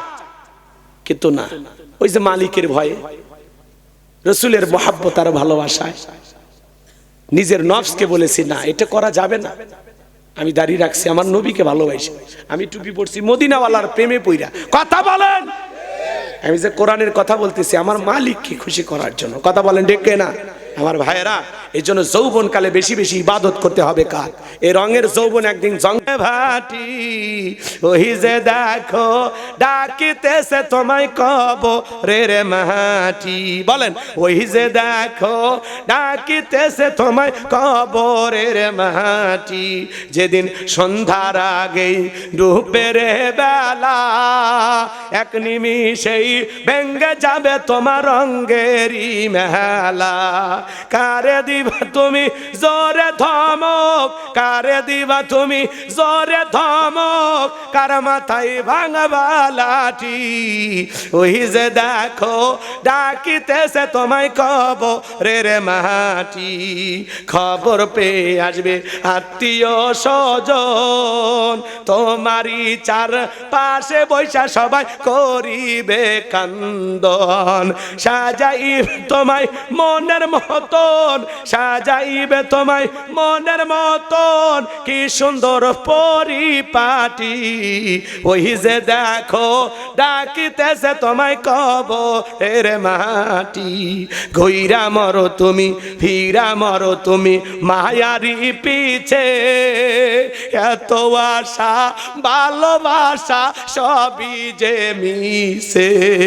কোন দিন যেন আইসা পরে, কোন দিন যেন আইসা পরে আজরাইলের হাতের চিঠি। ওই যে দেখো ডাকিতেছে তোমায় কবরের মাটি। জোরে বলেন মারহাবা। হবে কাকে? যৌবন কালের কঠিন সময়টা কুরবানি করতে হবে কার জন্য? এই জন্য যুবক, বিয়ের আগে অবৈধ প্রেম ভালোবাসা করা যাবে না। যৌবনের পরীক্ষা দিয়েছিলেন আল্লাহ নবী ইউসুফ আলাইহিস সালাম। জুলেখা একটা গোপন কক্ষে নিয়ে যায়, বলে দিলে বড় জ্বালা রে পাঞ্জাবিওয়ালা, হুজুর তো কিছুই বোঝে না, হুজুর সবই বোঝে, নারীর চলা কলা বোঝে না। জুলেখা কাছে আসে আর ইশারা ইঙ্গিতে কি যেন বুঝাইতে চায়। ডেকে বলে, ইউসুফ তোমার চোখ দুইটা ভারী সুন্দর। ইউসুফ আলাইহিস সালাম ডেকে বলেন, এ চোখ যে আল্লাহ সৃষ্টি করেছে সে আল্লাহকে ভয় করো। এবার জুলেখা নিজের কাপড়গুলো ছিঁড়ে ছিঁড়ে দেবতার মুখগুলো ঢাকতেছে। ইউসুফ আলাইহিস সালাম ডেকে বলে, কাপড়ে ঢাকিলে তুমি দেবতার মুখ, কি দিয়া ঢাকিবা তুমি বিধাতার মুখ। এবার জুলেখা কাছে আসে আর কি যেন ইশারা ইঙ্গিতে বুঝাইতে চায়। ইউসুফ আলাইহিস সালাম বুঝতে পেরেছেন জুলেখার মনের অবস্থাটা কি। আল্লাহকে ডেকে বলেন, আল্লাহ নিজের ইজ্জত আর সম্মানকে বাঁচানোর জন্য সামনে দৌড় মারার দায়িত্ব আমার, আর আপনার কুদরত থেকে তালা খুলে দেওয়ার দায়িত্ব আপনার। ইন্নিয়া গাফুল্লাহ, অন্তরে ভয় নিয়ে আল্লাহর উপরে তাওয়াক্কুল করে নিজের ইজ্জত আর সম্মান মর্যাদাকে বাঁচানোর জন্য ইউসুফ পয়গম্বর যখন দৌড় মারলেন, আল্লাহর কুদরত থেকে আল্লাহ তাআলা প্রত্যেকটা দরজার তালা খুলে দিয়েছেন। বলুন সুবহানাল্লাহ। এইবার জুলেখা শেষ দরজা পিছন থেকে মারছে থাবা। ইউসুফ আলাইহিস সালামের জামা ছিঁড়ে গেছে।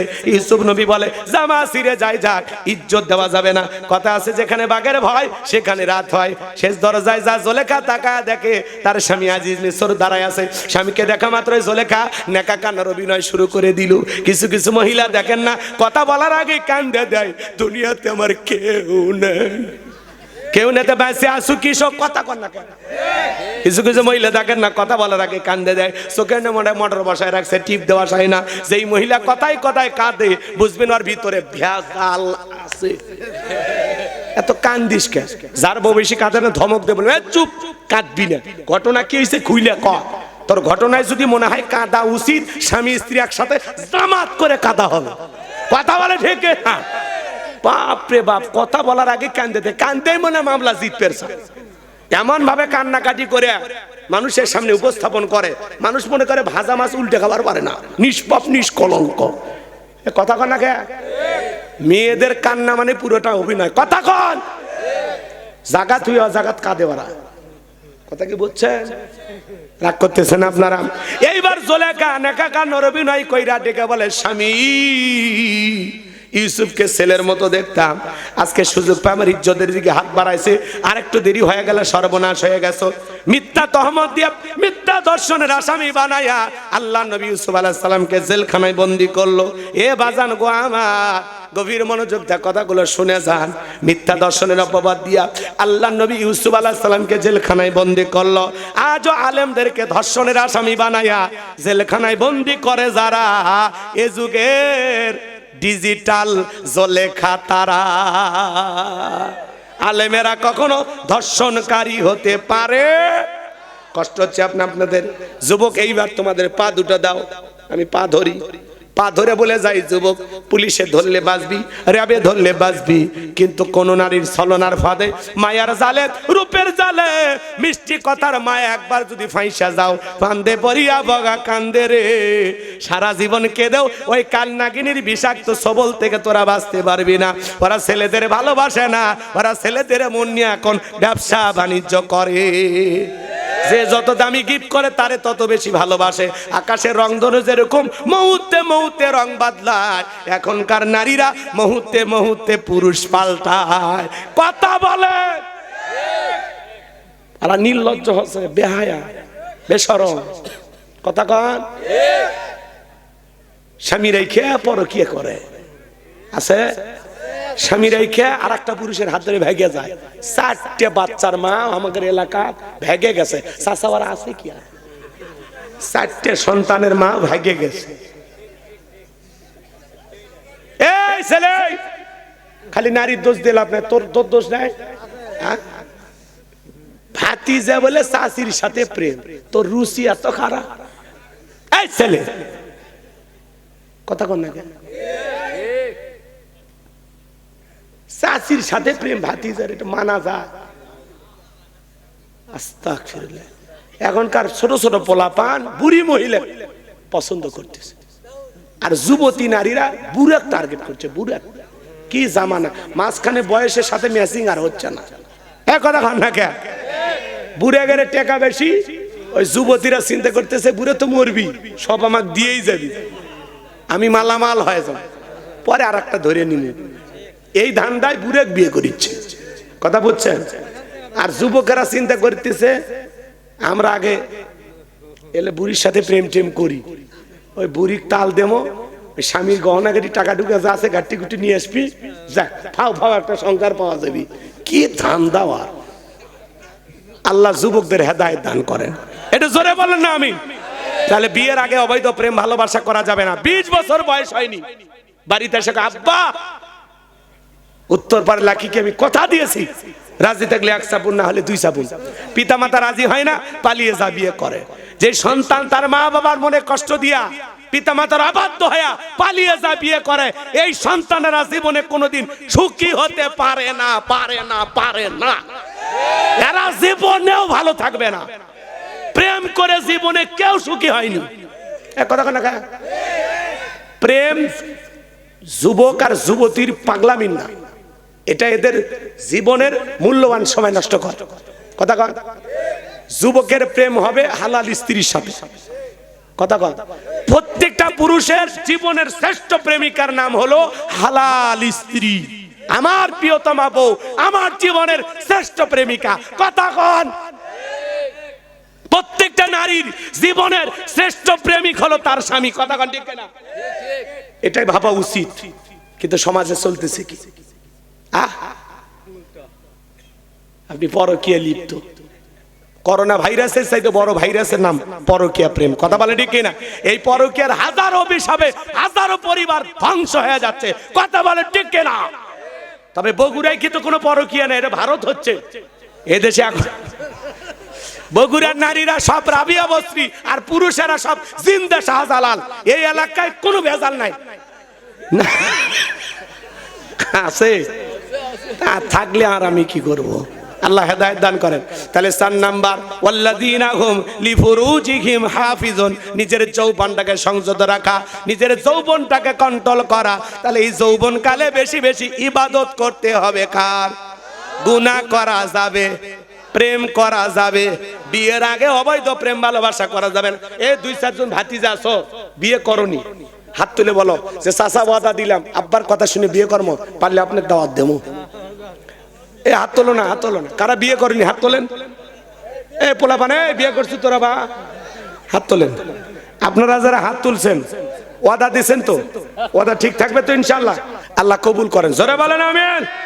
5 আর 6 নাম্বার গুনাহ বলি। এইবার আল্লাহ বলেন ওয়াল্লাযীনা হুম লিআমানাতিহিম ওয়া আহদিহিম রাউন। 5 নাম্বার হলো আমানত রক্ষা করাই। জীবনটা আমানত, ছেলেমেয়ে আমানত, স্ত্রী সন্তান আমানত, সময় আমানত, জানমাল আমানত, ইমামের কাছে মুসল্লি আমানত, বক্তার কাছে শ্রোতা আমানত, শিক্ষকের কাছে ছাত্র ছাত্রী আমানত, নেতার কাছে দেশের জনগণ হলো আমানত। কথা বলেন। আমানতের খিয়ানত করা যাবে না। এখন রক্ষক হয়ে গেছে ভক্ষক, বেড়াই খাইতেছে খেয়াত। কারো কাছে আমানত দিলে ও আরো লুটিয়ে নেয় মাল। কথা কন। কথাকে বুঝতে পারতেছেন? আমানত রক্ষা করা লাগবে। 6 নাম্বার হলো ওয়াদা প্রতিশ্রুতি ঠিক রাখা লাগবে। মুমিন মুখে যা বলে অন্তরে তা বিশ্বাস করে, কাজে তা বাস্তবায়ন করে। মুমিন কোনদিন প্রতিশ্রুতি ভঙ্গকারী হতে পারে না।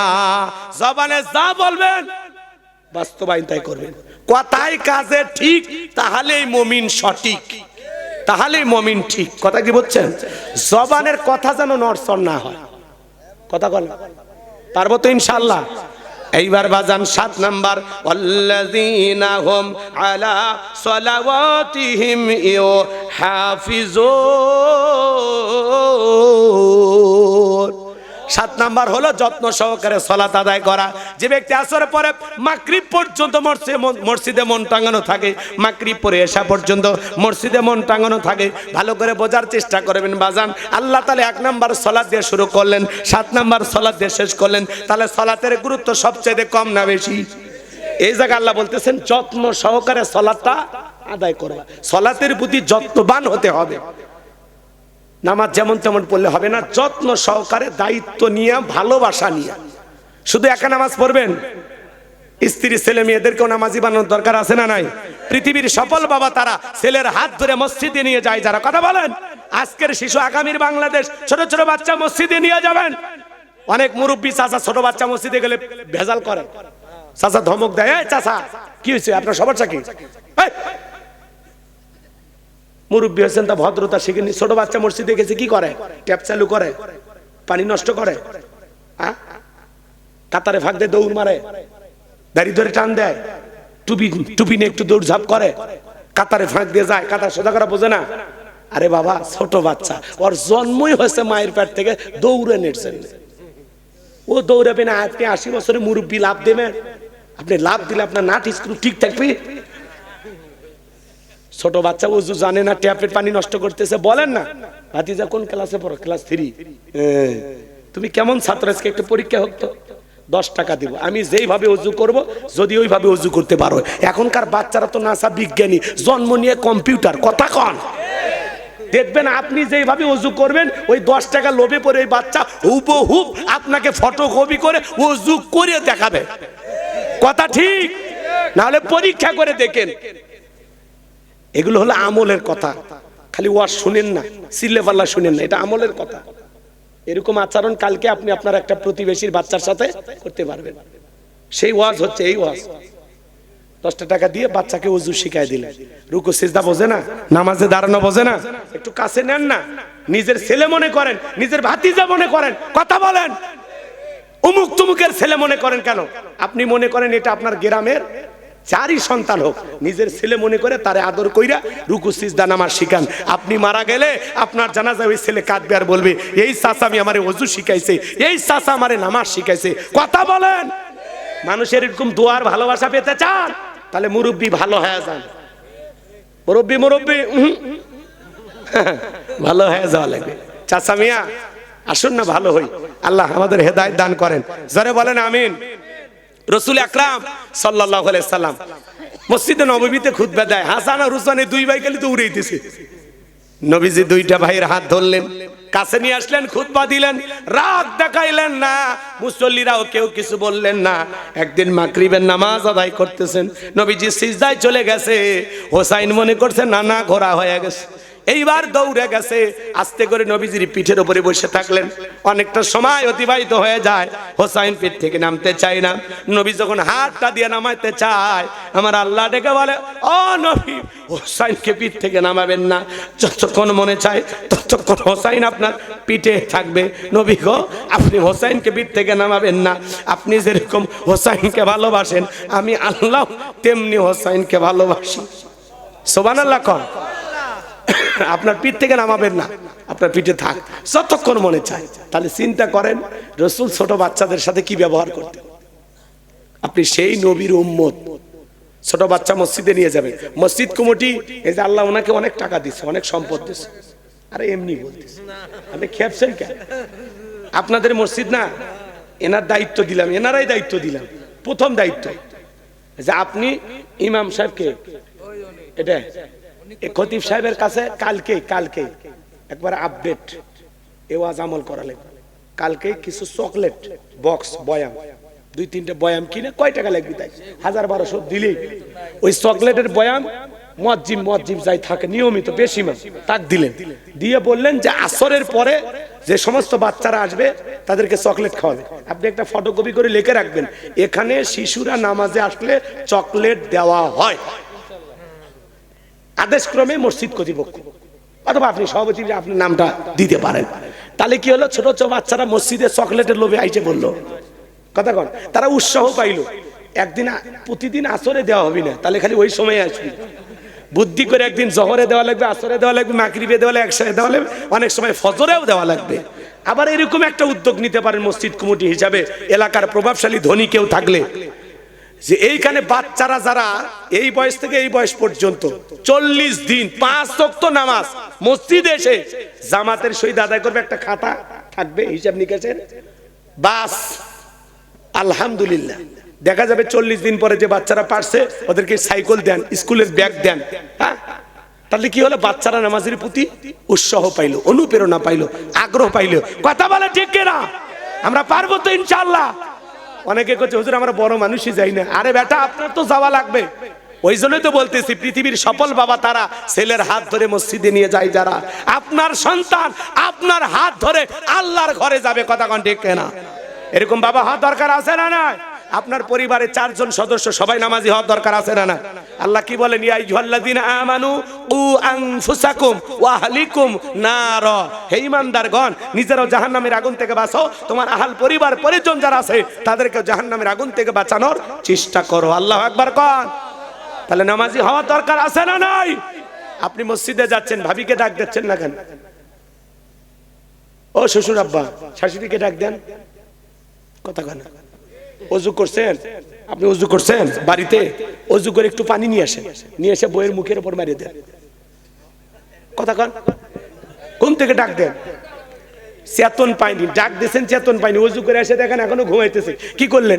একটু পানি মেরে দিলেন, তা ওঠে না, ঘুম ভাঙে না, পিঠের নিচ দিয়ে হাত দেন, কোলে নেন, নিয়ে ঘরের ভিতরে দাঁড় করায় দেন, দিয়ে বলেন সোনা ওঠো, আমি শুধু তোর দুনিয়াতে চাই না, আমি চাই তোর হাত ধরে জান্নাতে যেতে। এরকম পরিবার কায়েম করার দরকার নাই? আপনার স্ত্রী তাহাজ্জুদ পড়তে আপনাকে ডাকতেছে, আপনি জেগেছেন, আপনার স্ত্রীকে ডাকতেছেন, এরকম ঘর দরকার নাই? খালি হিসাব নিকাশ শিখছে না, বউকে কিস্তি তোলা শিখছে, বদমাইশ পোলাপান। ইবাদতের প্রতিযোগিতা ঘরে চালু করেন, করবেন তো ইনশাআল্লাহ আপনার ঘরটা জান্নাতি ঘর হয়ে যাবে। বউ নামাজ পড়ে না, আন্দোলন করেন, হরতালে ডাক দেন। শোন, 24 ঘন্টার মধ্যে যদি নামাজ না পড়িস, তোর হাতের রান্না আমি খাবো না। পারলে মাদ্রাসার ছাত্রীকে আরেকটা বিয়ে করবি। দেখেন ওই যদি ভালো না হয় আমাকে কইন। কথা কন না কেন? হুমকি ধুমকি দিয়ে ভালো করা লাগবে। আপনার বউ আপনার নামাজ পড়ে না, আপনি কার পাশে ঘুমাচ্ছেন? হ্যাঁ, কার সাথে ঘুমাইতেছেন?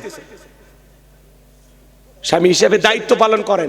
বিবিকে বলেন, এই 4টা আমল এক চুল যেন 19-20 না হয়।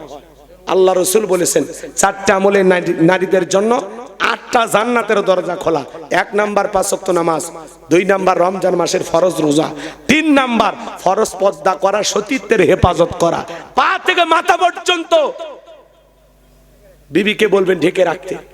অনেকের বউ বোরকা পরে কিন্তু পা মুজা লাগানো, এটা বোরকা কিনে দিতে পারেন আর 60 টাকা দিয়ে একটা পা মুজা কিনে দিতে পারেন না? পাটা হলো নারীদের পর্দার অন্তর্ভুক্ত। একটা নারীর পায়ের আঙ্গুল দেখে একটা ছেলে রাতের ঘুম হারাম হতে পারে। নারীর একটা চোখের পলক দেখে একটা ছেলে পাগল হইতে পারে।